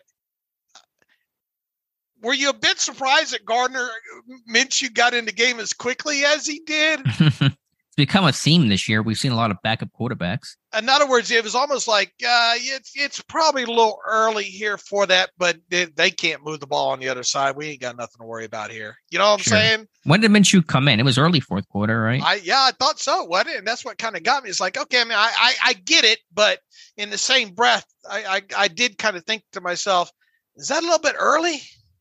Yeah, it was 9:24 in the fourth quarter. The game was over, though. Here's the thing that really got me, and I'm not mad at Jason Kelce for this at all. They won to the victor, go the spoils. But whenever he was wearing that, whatever that was, Batman mask, I mean, that's where Pittsburgh's at, where the opposing team, they're off the field by the fourth quarter, and they're having fun wearing Halloween masks. I mean, that is, if I'm a Steelers player, I got a lot to be mad at in this one. I'm just pissed at myself for allowing the Eagles to be in that position where they can just joke and have fun and wear costumes on the sideline while you're getting your butt kicked. And again, I'm not mad at Kelce. He can do that. They earn the right to have that kind of fun. But that is the state of the Steelers right now, where the opponents are just basically laughing and having fun in the fourth quarter of a game they've already won. I guess if you want some sort of optimism, maybe to kind of pull out of this, is once again Sirianni's in his second season, and Hurts obviously hasn't been around, but they flipped the switch and made some moves over there in Philadelphia, and boom, they've got a very nice team built now at this point. Plus they got draft capital to boot on top of it there. So I guess if you want some optimism, it's how quickly things can turn around with a franchise. Sure. I mean, you see that every year. In 2020, this was a 4-11 team, 4-11-1 team, I should say. 2021, they went 9-8 with Sirianni, and now they're 7-0 and one of the Super Bowl favorites, probably the Super Bowl favorite from the NFC.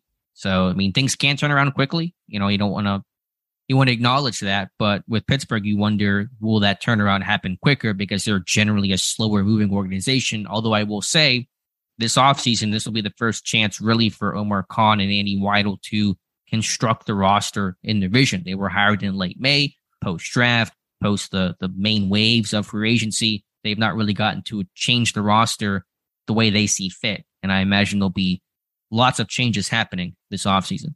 Yeah, there's going to be a lot of change. Would you, assuming things go as we think let's say they don't fire Canada now. We agree he's no way he survives after the season here. Right. But what do you do on the rest of the offensive staff too? I mean, does it feel like you need another offensive line coach? Does it, what other changes, on that coaching staff needs to be made? It's a good question. I don't know if there'll be a lot because it's a relatively new offensive coaching staff. Faulkner's been here just a couple of years. Roberts is in his second year. There's been Jackson in his first year. Pat Meyer in his first year. I don't anticipate there probably being a ton of staff changes, but it's hard to say. Those are difficult situations to read. That's just my thought off the top. I mean, yeah, I don't expect Canada to come back, and then it'll come down to, do you promote Sullivan in-house again and go down that path once more, or do you go out of house? That'll be probably the biggest discussion point this offseason. Yeah, and look, they need somebody. They need an experienced offensive coordinator, not one out of college. They need one that knows what's going on in the NFL, that can take the talent they have on that team and build an offense around what they do best. What they've done for the last 4 years is just pitiful, man. It just really is pitiful. I found myself hearkening back last night to, man, remember all the 40, 50, 60-yard plays that Ben and Antonio Brown would produce, and a lot of those were off schedule, or about half of them were off schedule, and half of them were schemed up plays, and what's their longest play still now from scrimmage? The 40-something yarder to Connor Hayward on a blown coverage. Is that right? Yep, that is the longest play. I mean, in the NFL, in today's NFL, you have, and it's been that way for a few years now, you have to have the explosive plays in there for sure. And they haven't been able to do that, especially not this year. And defensively, just looking at the numbers here quickly, Pittsburgh has not forced a turnover in 3 straight games. And this defense, again, in some respects, they're being asked to do a lot, being asked to do too much, but they're going to need to create splash plays to help their offense out. All the dropped interceptions against Miami. Again, 3 straight games with 0 takeaways. 10 takeaways on the season. 5 came in week 1. And as you mentioned, none in the last 3 games. Not good enough. I had a thought and I lost it a moment ago. I just came back to me. In terms of where this team has to build, they're in a bit of a weird situation where the offensive line isn't as bad as we thought. But what is the upside for some of these guys? I think when you talk about changes, it has to start there. It has to start trenches. I don't know exactly who you start upgrading. I would probably start with the left side of the line. Probably Kevin Dotson is the first name that comes to mind, potentially center at Mason Cole as well. But this team, I know we say it every single year, but they have to run the ball. They're not going to win with it. They can't run the ball. A big component to why the Eagles are successful is because they can run the ball and do that so effectively, efficiently. They have probably the best offense line in football. So I know Weidel's a trench guy. I expect trenches to be hit heavily, both sides of the football, come season's end. Hey, look, I know a lot of people probably aren't going to like that. The Porter kid in Penn State, and people wanting a lockdown corner and all like that. But I'm with you. It absolutely has to start up front on both sides of it. If you don't get didn't Rooney try to put that in? Say that after last season, got to get better in the trenches on both sides. I mean, he says it every year, but they have to make that happen first and foremost, and they've got to get a third edge rusher that they can rely on as well too for depth. They absolutely have to do that. What's going to happen? Go ahead. I was going to say, just very loosely in terms of an outline, your top draft picks, and again, you'll have free agency capital as well, but offensive line, defensive line, edge rusher, like top 3 areas you probably want to address. Mm-hmm. And there are a lot of other areas to hit, but that's where I'm at right now. I'm with you. And as I mentioned, there's a lot of holes. I don't know where they're going to finish up. I think technically right now going into Monday night, they're 4th overall in the 2023 draft right now. It's hard to imagine them not finishing in the top 5 or 6. Who knows? You look at the back end of this schedule. Right. They'll you get TJ Watt back, and you get Casey, and they're just crazy enough to win 5 games, 6 games in the second half, right? Well, the last 2 times they started 2-6, they finished the year 8-8. both 13 and 06. So history says they're going to feels like go on a run. miles away, I know it does, but the schedule, I could see this team. They'll probably have a top 10 pick. They probably won't have a top 5 pick. I guess what I'm getting at is if they do end up with, let's say, a top 5 pick, I would try to parlay that into more picks because it sure feels like they got a lot of holes to fill. Well, ideally, if you want to parlay it, I mean, you could, but you want a top 2 pick because those teams will want those quarterbacks and Stroud and Young and those guys, and somebody wants to trade up and make a move there, and you could really get some draft capital that way. But I think it'll be very similar to 2000 in Colbert's first draft, where he had the 8th overall pick, the only time he ever picked top 10 in terms of not trading up for Devin Bush and his tenure as GM. And so for Omar Khan and Andy Weidel, their first year running a draft, they're going to probably have a single-digit pick. What's going to happen here at the trade deadline now we're here? Because next time we talk, the trade deadline will be passed. That's this Wednesday at 4. Is that the official deadline? The 1st, tomorrow. Tomorrow Wow. At 4 p.m. Okay. I think it'll be quiet. I'm not anticipating moves happening. Even with this team being 2-6, I'm still not anticipating it. What's the lowest that you let Chase Claypool go for right now? I've been more open to dealing him than others. I think in terms of... I've lowered my sights to a 4th now. 4th. Okay. Yeah, I'm with you on a 4th. If I could get a 4th for Claypool right now, I think I'd take it. Whereas I've been kind of thinking maybe a 3rd, but at this point now, coming off this loss, that parlay, I roll that into before next year's draft as well too. I mean, if you don't deal him now, I think you have to potentially consider doing it around draft time. Yeah, although I know some people will say, well, just hold on to him now, wait till the draft, but you never know what offers you're going to have come the draft. And teams with how deep receiver classes typically are, teams are going to be less willing to deal for a player when they just go draft somebody for cheap on a 4-year contract. So I think you'll lose some of that leverage there as opposed to a team trying to win now, trying to build now, get a piece to go on a stretch run. So I think it'll be harder to get a deal done in the off season as opposed to right now. All right. So we'll, if you could get what would Mason even still, he hadn't done anything this year, obviously, to increase or decrease his value. It doesn't look like there's really any teams this past week that took a hit at the quarterback position to up the kind of demand there. So you're probably not going to see any of the, I guess best guess is that you're not going to see anybody dealt. That's my thought. I mean, is it possible? It depends on what the offer is. I think Pittsburgh will listen to stuff. They're clearly selling, or if they're going to do anything, they're going to sell, not buy. So they'll listen to offers. But again, I think it'll be more bark than bite, which is typically how NFL deadlines go. All right. Well, they hopefully they'll get TJ Watt back. That seems to be the plan after the bye. You get the Saints at home.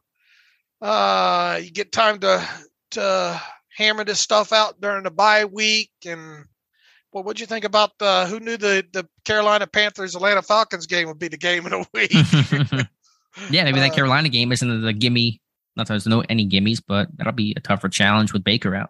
Mm-hmm. Okay, what else? Anything else? Thoughts on this? I mean, it's a miserable time right now to have to talk about this. I mean, not only be a fan, but to have to talk about this, and we still have got to watch the all 22 tape now 2 weeks in a row because of the bye week here, and it's not a pleasant time to have to analyze this stuff.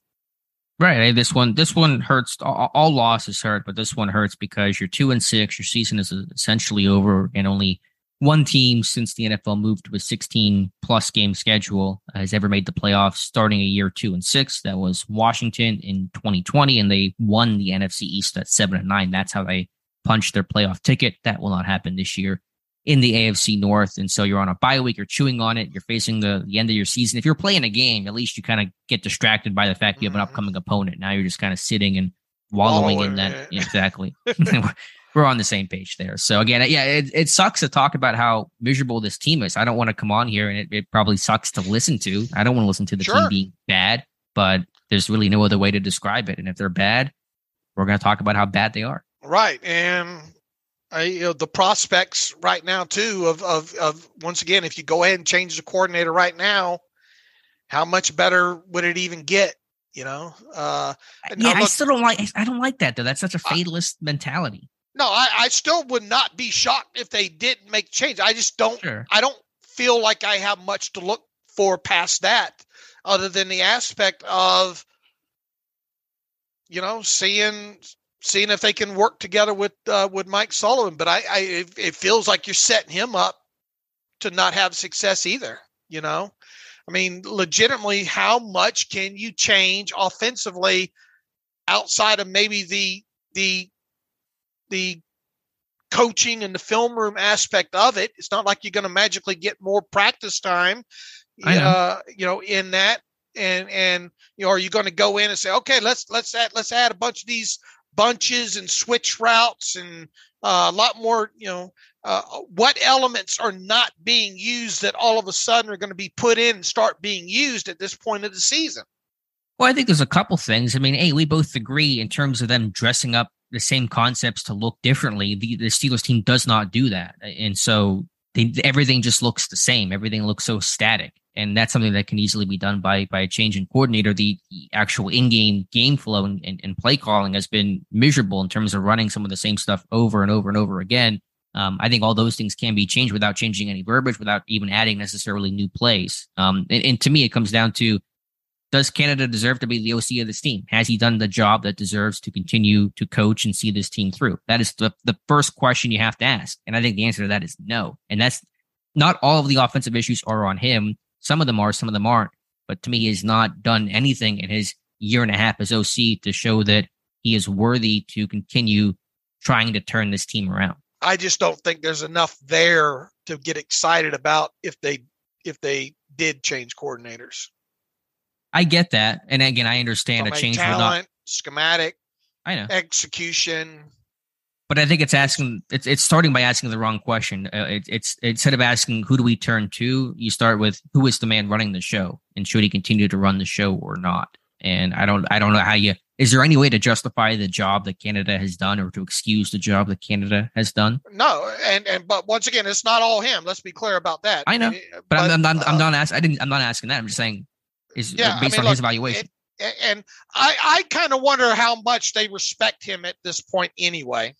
How much confidence do the players even have in him at this point? It does kind of seem like there's some veiled kind of shots, if you will, from Johnson and Claypool and stuff like that. From a sheer aspect of, do they respect him and do they have confidence in what Matt Canada is trying to do?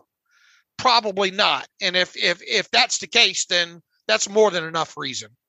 That's the other thing. And that's harder to read. And obviously any team's going to be frustrated when they lose, but it certainly seems like this team is especially unhappy with how the games have been called. There've been a lot of, even start the season, veiled shots of Canada. And that's another reason to potentially change that as well. This team has also just been flat out undisciplined. And some of that's on the players for sure. But Mike Sullivan comes from a very discipline-based background. Army guy. I mean, that's kind of who he is. And this team needs a lot more discipline, more focus, a veteran, a guy that's done the job before to lead this group. And those are all things that Matt Canada does not have. So, so once again, if it is as a peripheral kind of seems with this, if the players don't trust or have confidence in what Canada's doing, then have at it. And agreed. And we don't know that for sure. And that's impossible to say, but we have a feeling. And again, based on the body of work, based on the job that he's done, even understanding the talent issues and execution issues, has Canada done a good enough job as OC to continue being the OC? I don't know what argument you can present that says, yes, he has, and he should. I mean, he's a dead man walking anyway. Right. At this point, it's just a matter, I think, of when at this point here. And the last point is, I know it's a change in OC, and that's never a great thing for a quarterback or a quarterback to have. But no one has a closer relationship in that locker room than Mike Sullivan and Kenny Pickett. The quarterback coach and the starting quarterback are joined at the hip. I mean, they are the ones in every single meeting going over the film together. On the sideline, it's Canada in the booth are talking, but it's Sullivan and Pickett sitting down next to each other. So I don't think it'll be that big of a change because those guys are arm in arm with each other, Sullivan and Pickett. I'm just trying to prep people of what they would see on the other side. I agree. Yeah, I have no delusions. This offense will still be bad. I don't care if Nick Sirianni became the OC of this team tomorrow. This team is going to struggle until they add some more pieces, especially up front. But I don't want to be fatalist and say, well, it just can't get better, so let's not make a change. All right, one other thing before we get to the emails here. Is it a big deal that players are favoriting a Instagram post by Javon Hargrave that includes a picture of his quarterback being sacked or their quarterback being sacked? Or is it more of because isn't that a quote from one of the rappers or something like that? Maybe they like the song. Should that big of a deal be made out of? And sure, the optics probably aren't great there because they're highlighted in the manner that they're. But is it that big of a deal that a former teammate of theirs? And it's not like, or at least I don't know Javon Hargrave, obviously, but Javon seems like a very likable guy who would have lots of friends from previous teams. Is it that big of a deal, or is it just something else to kind of bang on here? It's not a big deal to me. This team has so many other issues. I wish that was the biggest problem this team had right now. But I mean, I agree optically, it doesn't look good when teammates are liking posts of Kenny Pickett being sacked. But is this because they hate Kenny Pickett and this is a mutiny? No, I mean, it's they like Hargrave, or I don't know. I think they're song lyrics. I don't know for sure. But to me, there are several hundred other issues to discuss than Instagram likings. Right. But I have a feeling that's going to be highlighted this week, or already is. Okay, to the email machine. Yep, let's get to reader emails and close out today's show. And by the way, we'll have our live stream tonight. I'm going to push it back to 7:30 p.m. So just a heads up there, got some trick-or-treaters in the area on Halloween. And so I'm going to push the stream to 7:30. So heads up there. What's your favorite candy bar? What's your favorite Halloween treat? I've had to swear off candy. My diet's a little bit weird. I love candy though. I love Reese's peanut butter cup. I could eat a whole. I bought those for the trick or treaters. I'm tempted to eat the entire bag. I love those as well. That is my Reese's peanut. You must go through hell down at the Senior Bowl, don't you?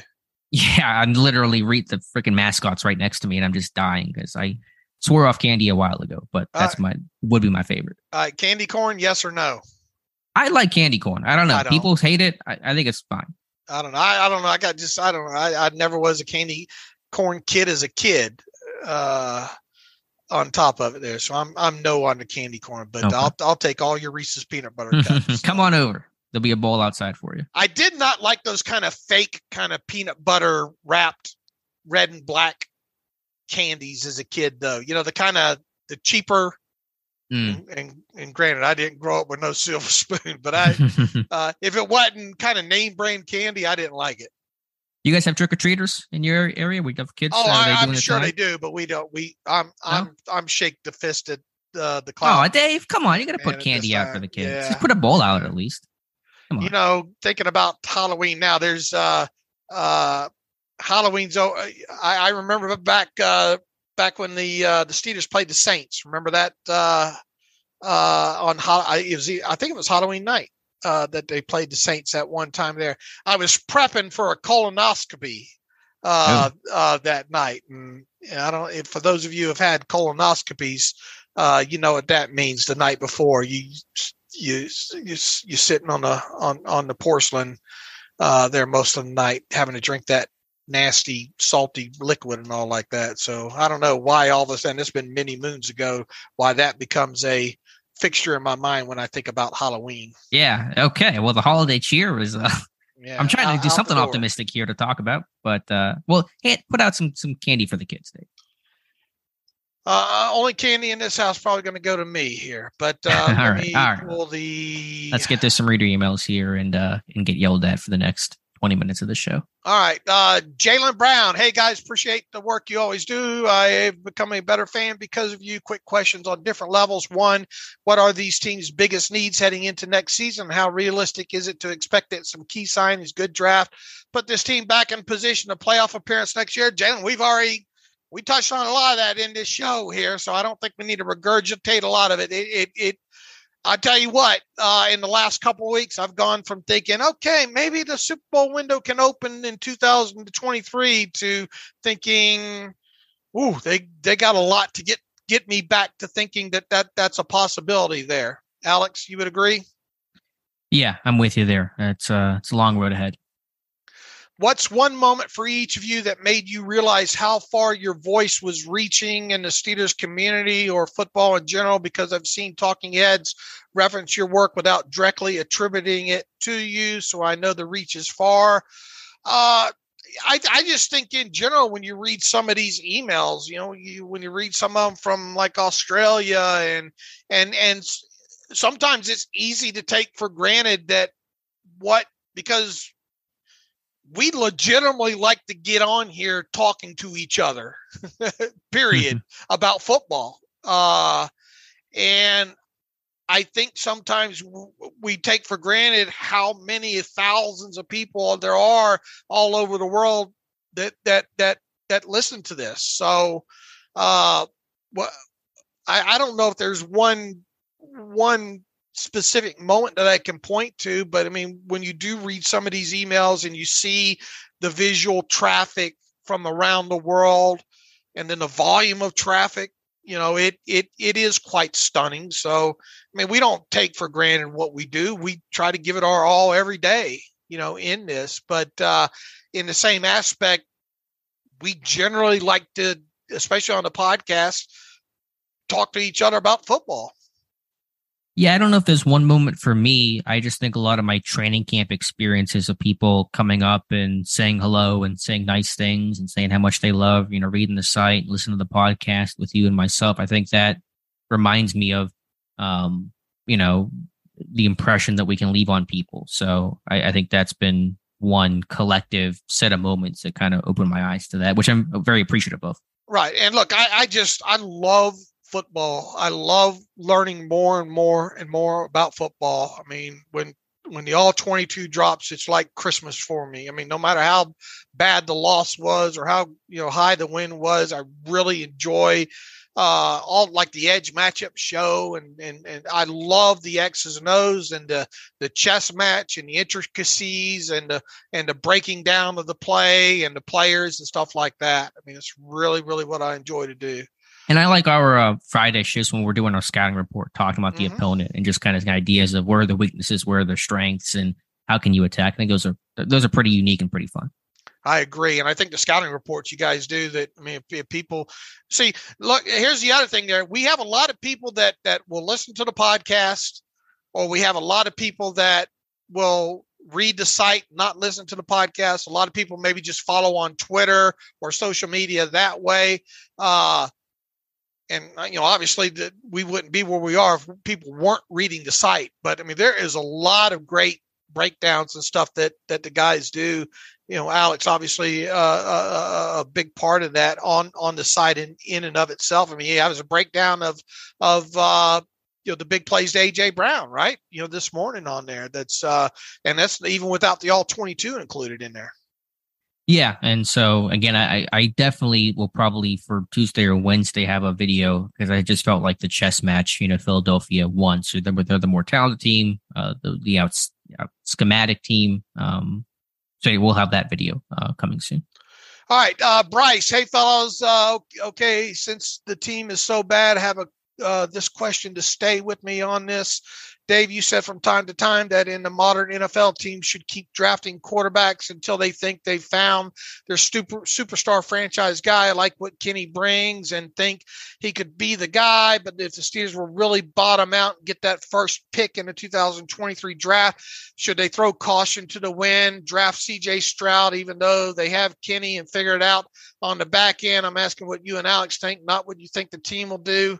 Look, I mean, I'm if you don't have a franchise quarterback in this league, you're not going to win. But in the same breath, at this point where I'm at right now, I don't think if I had 1-1 or 1-2, as Alex and I talked about, I think I'd be parlaying that into some picks. Because I mean, I don't think it's going to be around 1,000 snaps, a little over 1,000 snaps or so for you. I think that you get a good idea what you have with Kenny. And right now, the kid doesn't have a run game. You know, the playbook, that, you know, just remedial, if you will. It's going to take a while still to figure out if Kenny can be that next guy or not. Would I draft CJ Stroud if I had 1-1 right now? No. Same. I haven't watched those guys from a scouting aspect. I think right now I would take Young over Stroud, whatever that's worth. I would not. I would go at least one more season with Pickett and then decide from there. And then obviously if Pittsburgh is in that situation, they're not going to do that. All right. DJ White, Pickett superpower. Alex and Dave, how's it going? I'll keep it short, sweet to my second email to you. Josh Allen, cannon for an arm, huge body. Mahomes, crazy arm talent, creative. Lamar Jackson, elite runner, arm strength. Aaron Rodgers, top flight arm strength. I know these are some of the best quarterbacks in the game, but from day one, even if it didn't translate to wins right now, their talent jumped off the screen. When I watch Pickett play, it's just mad. Nothing spectacular, no wow, no show-stopping plays. Can either of you tell me what talent attribute Pickett has that really and truly dazzles you? I mean, right now there's, you know, I would say the only two things right now that you can maybe hang your hat on when it comes to Pickett, in my opinion, is poise and accuracy. And we still have a lot to see when it comes to the rest of it. So if there was a superpower right now, maybe accuracy. Yeah, I was going to say the same thing, leadership and accuracy. But to the point, and that's why I was not as high on Pickett coming out. I saw what, I thought maybe best case scenario, top 10, top 12, Derek Carr type of guy. And that's why I gravitated a bit more towards the Malik Willis's of the world, because I felt like if they hit their ceiling, you would have guys who could compete with Mahomes and Allen for the next decade plus. So understand the point. I hear that. Although I did see the box score on Malik Willis, and they just ran the ball the entire game with Tennessee yesterday. So we'll see where it goes. Right now, I'm just kind of focused on his play and seeing how much he grows and progresses and how much he can elevate this team. We got to, people want us to make a hard, fast decision on. Look, I mean, his game against the Eagles once again. I didn't think it was. There was some step backwards, I thought, in that game for him there, and the volatility's got to at some point come out of his game first and foremost, and then once again, we got to see him be able to push the football down the field at some point. I think and succeed in that area, and that's one of the things. But I mean, the only thing I would hang my hat on with him right now, once again, is the poise and the accuracy, plain and simple. Yeah, but obviously he is not going to ever have the elite physical talent or tools that the quarterbacks the reader named have: Allen, Mahomes, Lamar, etc. Right? Is he going to be a guy that can take off with the football and bowl people over like Josh Allen? No. Is he going to be able to make some of those wacky, crazy throws that Mahomes does? Extended play? No. I would like to see him be able to extend more plays and make something out of them. If he can't do that, then you're going to be in a situation where you're relying on totally above the neck type stuff and the accuracy. Yeah, I think he's been just taking off and running, but you're looking for some of those scramble, throw the ball. I mean, he does a good job to keep his eyes downfield, but it has been, let's just take off and use my legs to scramble as opposed to extend the play. But again, it's still early and we got a lot to watch. Paul Brown, this is the lowest point most of our Steelers fandom. I think the Steelers will move on from Canada. It won't look much different because it'll be the same playbook. At this point, you just need to look to next season and gain the confidence in Kenny Pickett. The majority of this team is playing for their NFL future the rest of the season. Are they going to mail it in, or are they going to give it their all? Mike Tomlin won't let them mail this thing in. It might maybe not look like that at times, but he's not going to let this team quit, I don't think, at least not until a few more games where you might start seeing more wholesale changes of some younger kids playing. My question is, who has the most to prove the rest of the season to keep their NFL future, or at least starting spot, alive? Some of them cornerbacks, Witherspoon. Yeah, I don't know if Witherspoon gets his job back when Levi's going to, I assume, come back after the bye. And James Pierre, I thought, did a nice job in relief of Witherspoon yesterday. I mean, what other changes have to get made? Do you make something on the offensive line with how undisciplined they've been? I don't know what that change is, because either the starters were struggling, the depth. I mean, imagine being a backup on this team. Right. I don't think it's on offensive line. I don't think it's at tight end. I mean, Najee's future isn't in question, but I would like to see Jaylen Warren used a little bit more. So, I mean, I think it's just going to be status quo on offense, and you obviously use the rest of the season to see what Kenny Pickett is, or what he can do in that. Defensively, I mean, what really can change? I mean, you get Mark Robinson in there, I guess, at some point, start seeing maybe what he can do, right? But what else? What other changes could you possibly do on the defensive side of football? Yeah, I mean, obviously you get TJ Watt back, get KZ back. That may open up some things. I think maybe there should be ways to find Trey Norwood to get more snaps. I think in some of the sub-package stuff, he isn't seeing the field enough. I know that Millette's playing well from a run defense standpoint, but I feel like, and Norwood's not been fantastic, but maybe that's something you could do there. If you were going to make a change on the offensive line, not that I think it's going to solve anything, but just change to for the accountability aspect, to do something different. I could see them maybe replacing Kevin Dotson with Jesse Davis. I think that's maybe something they could try. Not that it's going to really change anything. Yeah, I'd like to see him take some snaps at guard, just see what you have there. But even if you have something there, it doesn't he gone after this year anyway? I mean, is that something you're going to hang your hat on, or? No, but I mean, they keep saying that Kenny Pickett said something's got to change. It's definition of insanity. So we'll see. All right. Hunter Higgins says, want to talk a minute about Matt Canada, or rather not him, but actually everyone else involved in us being hot garbage. We talk a lot about coaching, but the player execution has to be some of the worst I've seen from a Steelers team. His scheme sucks. We all know that, but I think every week the Steelers develop another ailment on this team. The defense was has mostly played decent, but getting torched over the top by Buffalo and Philly in the second. Look, this team leads the NFL in explosive plays allowed, I think, still. Mm-hmm. On defense, you just can't, throw that to the side there. He says the run D laying down against Cleveland. Najee looking way too hesitant. No idea about how to get north or south. Offensive line penalties unreal the last 2 weeks, and boneheaded penalties in general. He's right there. Bad route communication and drops from receivers. New guy being the culprit, it seems, every week. It's less about drops lately. At least there's that, right?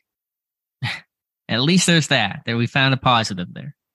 Kenny seems to have pretty shoddy pocket awareness. It hasn't been awful, but there have been probably 3 or 4 times, or at least a couple times in this game the other day. I would like to see him step up into the pocket.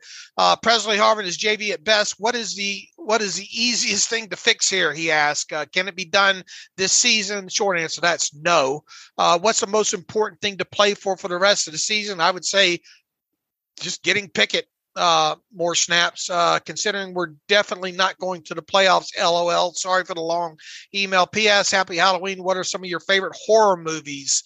Steeler offense, all 22 excluded. I've never been a horror suspense guy at all. Period. End of story. Nightmare on none of those. Halloween's never. That's not my thing. I guess Jaws would be the closest thing And I didn't even like that as a kid. I've liked that more as an adult now. My wife just absolutely loves Jaws. So, but I've never been a horror movie person. Same. I don't like being scared intentionally. I've seen some of the. It's not a Halloween movie, but some of the Saw movies. That dude on that little tricycle, ooh, so creepy. So yeah, I don't have a lot of answers for you. Yeah, I've seen The Shining. Yeah, I don't like horror movies. Yeah, I'm with you there. We'll eat our Reese's peanut butter cups and watch rom-coms. You and I do instead. Yeah. In terms of what to watch for, yeah, the young guys, Pickens. What guys can help you next year? You asking, or is that you answered? That's answering. I think that's okay. What you look for. Let's see here. Cosmo Moore, quarterback transition. Hi, Alex and Uncle Dave. Just want to remind you, Steeler Nation, how rare it is throughout history for franchises to find success at quarterback immediately following a great quarterback. Montana to Young, Favre to Rodgers. Who else? I suppose the next tier below that would be Flacco to Jackson, Romo to Dak. Look at their respective teams. Post Elway, Marino, Bradshaw, long stretches of failures. I like Kenny and I'm hopeful, but history is not. So I mean, history's history. Yeah. I mean, we'll see. You know, obviously it is, we've been so fortunate to watch Ben and have that guy be the constant the franchise for so long. You get used to that. And now you're dealing with what half the league plus is dealing with, trying to find a quarterback, debating is their quarterback's the guy. Where is the answer? Where is that long-term solution? So hopefully this is not the 1980s all over again, but time will tell. Ronald Hall, Mike Tomlin on the hot seat question. I love you guys, what you guys do on the podcast, the Steelers Depot. I've been a lifelong Steeler fan for the past 35 years, but new listener of the Terrible Podcast. I look forward to your analysis every week. I have to assume you guys are getting tired of discussing the same issues with this team every week in and week out. Yeah, it's tough. Guys, I think too much focus has been placed on Matt Cannon and his shortcomings and not enough on Mike Tomlin. Coach T will never be an X's and O's guys, and quite frankly, I think most fans are okay with that. But Mike is supposed to be a player's coach, and that's respected and the players respond to. That hasn't been the case this year. In fact, it feels like the players have started to tune him out. The team is frustrated, rightfully so, not just with the results, but the lack of accountability under Tomlin's watch. I don't think it's been as bad as you're painting. I think there's a lot of frustration. As we stated kind of probably 45 minutes ago at this point, how much does this team really respect maybe some of the coaches, especially on the offensive side of the ball, Matt Cannon in particular? Maybe that's playing into this. He says Tomlin's inaction is a willful dereliction of duty. I get the sense that he's lost the locker room, but he's the only one that doesn't recognize it. My question is Coach Tomlin on the hot seat? Should he be, or is the saying the standard is the standard just a bunch of hogwash? Frustrated Steeler fan. Look, I understand a lot of you are frustrated right now. I certainly get it. We're frustrated as well too. He could lose the rest of the games probably this season and his job be safe. There is a definite talent issue right now, I think. And I think, schematically, obviously on the offensive side of the ball, it's not good. And you're suffering through a rookie quarterback on top of it there. So I don't view him on the hot seat. I don't either. I'll think about those things a bit more in terms of shouldn't be an overall evaluation by where the year ends. Again, last few times Pittsburgh was 2-6. I'm sure we had the same conversations, lost the locker room, not going to turn this thing around. No hope to even finish the year strongly. Then they go 8-8 in both of those years. Will that happen this year? I doubt it, but we'll have to wait and see, let that whole thing play out. I do wonder, and I mentioned this in passing in my terrible take today, the lack of just veteran guys offensively. Like, who are the guys in that locker room on offense that people are looking towards, players to steady the ship? Defensively, you have, you're not even talented, but just in terms of age, in terms of experience, you have Tyson Alwaldo. Of course, you have Kim Hayward there. Who are those guys offensively that you're really looking towards to try to keep everything together, keep everything unified? I mean, your captains right now are Mitch Trubisky, who's been benched, and Najee Harris, who is playing poorly and, losing time and all that kind of stuff. So I just wonder the lack of veteran presences offensively is kind of hurting this team, and people are missing that impact. Does it feel like he's making Mike Tom, or does it seem like Mike Tomlin is trying to make Najee Harris something he's not? It feels like he's being made a begrudged leader of this thing, and it just doesn't kind of fit. Doesn't feel like it fits what Najee does. You know what I'm saying? And you're right. Where is the Marquise Pouncey's? Right. The Castros. The Fosters. And not really so much DeCastro. He was kind of a silent lead by example guy. True. I mean, but when he spoke, like his words carried weight. The times he did speak. I mean, Foster was kind of the spokesman, and him and Pouncey were kind of the spokesman, right? For that thing. You kind of look, and yeah, I mean, you're right. And Kenny's trying to feel himself into that role. I like the way he kind of handled himself during the press conference, but I mean, that's, he's still a rookie, and, you got to earn respect. It does feel like Najee's kind of all right, you got to be the leader, and I don't think he enjoys it. Let me put it to you that way. It's a fair point. Interesting point. I mean, I feel like, not that that's bad. Some people just would rather just do their job, Yeah, I mean, it's hard to know for sure because Tomlin's been working with Najee so closely, and he can, maybe sense that leadership and what things look like in a couple of years. It's hard to say for sure. I don't feel like he's been forced into a role that he can't handle or can't do. But yeah, I understand. Is it ideal for him though? Yeah, well, I had the point, and it was kind of a hot take way back when he was first named captain. Like, how many teams have running backs as their leaders? Not many, I think, overall. And some of that's a function of the committee type stuff and the shelf life and things like that. But again, I understand why this team is lacking that veteran presence because they're a young team. They're a team in transition. But I do think that's hurting them because I asked that earnestly, like, who do you turn to right now in that room offensively to steady the ship? And, guys that know how to win, know how to work. Again, Pickett saying we don't study enough. Our practice habits aren't very good. Who are the guys offensively that are the old heads that you say, this is how you practice, this is how you work? I don't think that guy exists right now. Yeah, and I think you made a good point. Who's that guy on the offensive side of football that will say the things that need to be said flat out like a Cam Hayward? Right. That guy's not there. And that guy's not there. And they need one or two of those guys. And obviously Ben would do that, but he's not here anymore. So right. And again, it doesn't have to be a superstar. Like Darius Hayward-Bay was a great person for that young money receiver room, or I guess they were a bit older by then, but still, like, he was a guy that would teach Juju and take young guys, by the side and help develop them. So it doesn't have to always be a superstar, but that guy, offensive line, running back, quarterback, receiver, they don't have that guy. Right. And even if you drafted that guy next year, it'd take a couple of years to get into that role, right? Yeah, we were talking veterans. We want guys who've been in the league again, that not just know how to handle losing, but how do you study? How do you watch film? How do you practice? How do you take care of your body? How do you, deal with the pressures and the rigors of having a family, or I don't know, just stuff like that. And I don't think they don't have that guy to look towards. This team messed up not addressing that offensive line better. I agree. And they've gone pretty youth heavy. I know that James Daniels has tried to become the de facto leader. But that's not him though. That's not him. I respect his play and all like that, but I don't think next year or two, however much long, I don't think he's going to be that Ramon Foster, Marquise Pouncey guy. Sure. It is hard for a guy who's 25 in his first year with the team to be that leader out of the gate. All right, one more. Nick Shuley, Alex and Dave. I know the Steelers have a ton of needs and don't have a good track record of scouting, drafting them.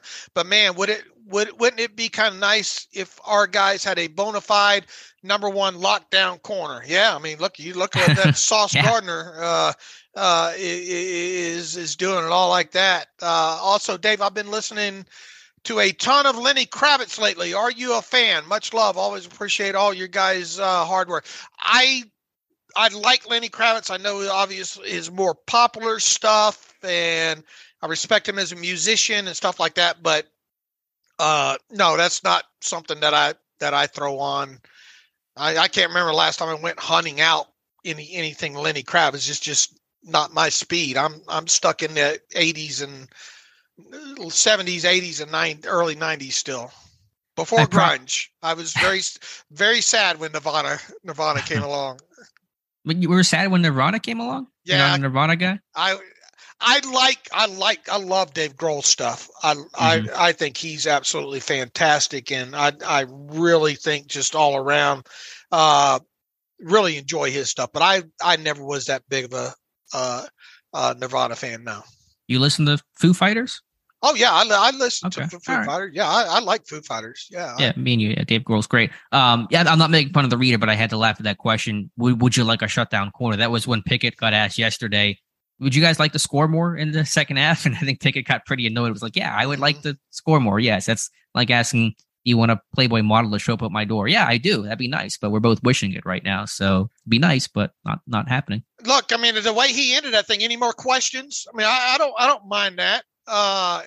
He's frustrated now at this point, and hopefully some of that edge carries on. Hopefully some of that edge kind of carries forward now. Somebody's I don't know passive aggressive stuff like that, but what was that last question? What do you have the exact quote? Do you have a transcript on that? It was. I mean, I think he was annoyed. I mean, just by the losing, but I think it was that last question because it was, and I don't know who it was, but it was just a dumb question. Sure. And I agree. I have no issue with the way he handled himself in that. And it was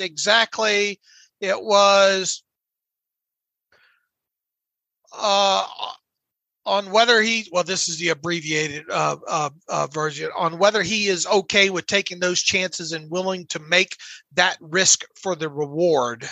And it was sort of stats based. Let me pull up our audio version of this real quick here. Yeah, I didn't, because it's a little hard to hear. But it was just something just very basic of, do you want to, push the ball when you're losing and try to score points? Like, yeah, of course I do. I mean, what other alternative is there?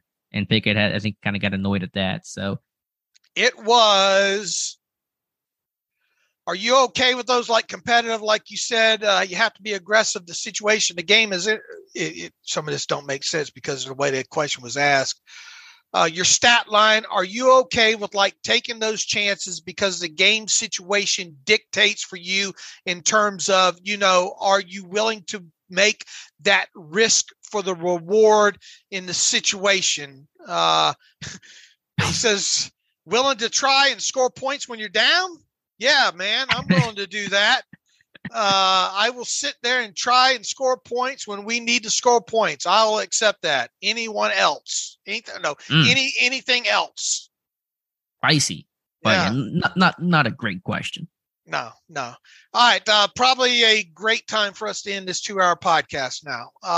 We will be back on Wednesday. Who knows what non-field or off the field stuff we'll be talking about come Wednesday. It'll be 48 hours from now. I don't have a clue. It could go so many different ways right now with this team. The team has a media session Monday afternoon, probably happening about right now. They will practice on Tuesday and Wednesday. I think on one of those days we hear from position coaches, right, on Wednesday or both days or something like that. And some players in there, they are off on Thursday, Friday, Saturday, and Sunday. From a planning standpoint there. So in the meantime, you can follow me on Twitter at Steelers Depot. Follow Alex on Twitter at Alex_Kozora. Follow the show at Terrible Podcast. Email the show, theterriblepodcast@gmail.com. If you like what we do and want to donate to the cause, SteelersDepot.com. Hit the donate button, upper right navigational bar. Also, if you like an ad-free version, SteelersDepot.com. Hit the ad-free button. Stay with us. We'll try to we'll try to make as much chicken salad as we can out of this chicken here moving forward here and try to keep it entertaining, keep people learning more than anything, try to be as objective as possible with evaluating some things moving on into the season. So thank you, everybody that listens. And as always, thanks for listening to the Terrible Podcast with Dave and Alex.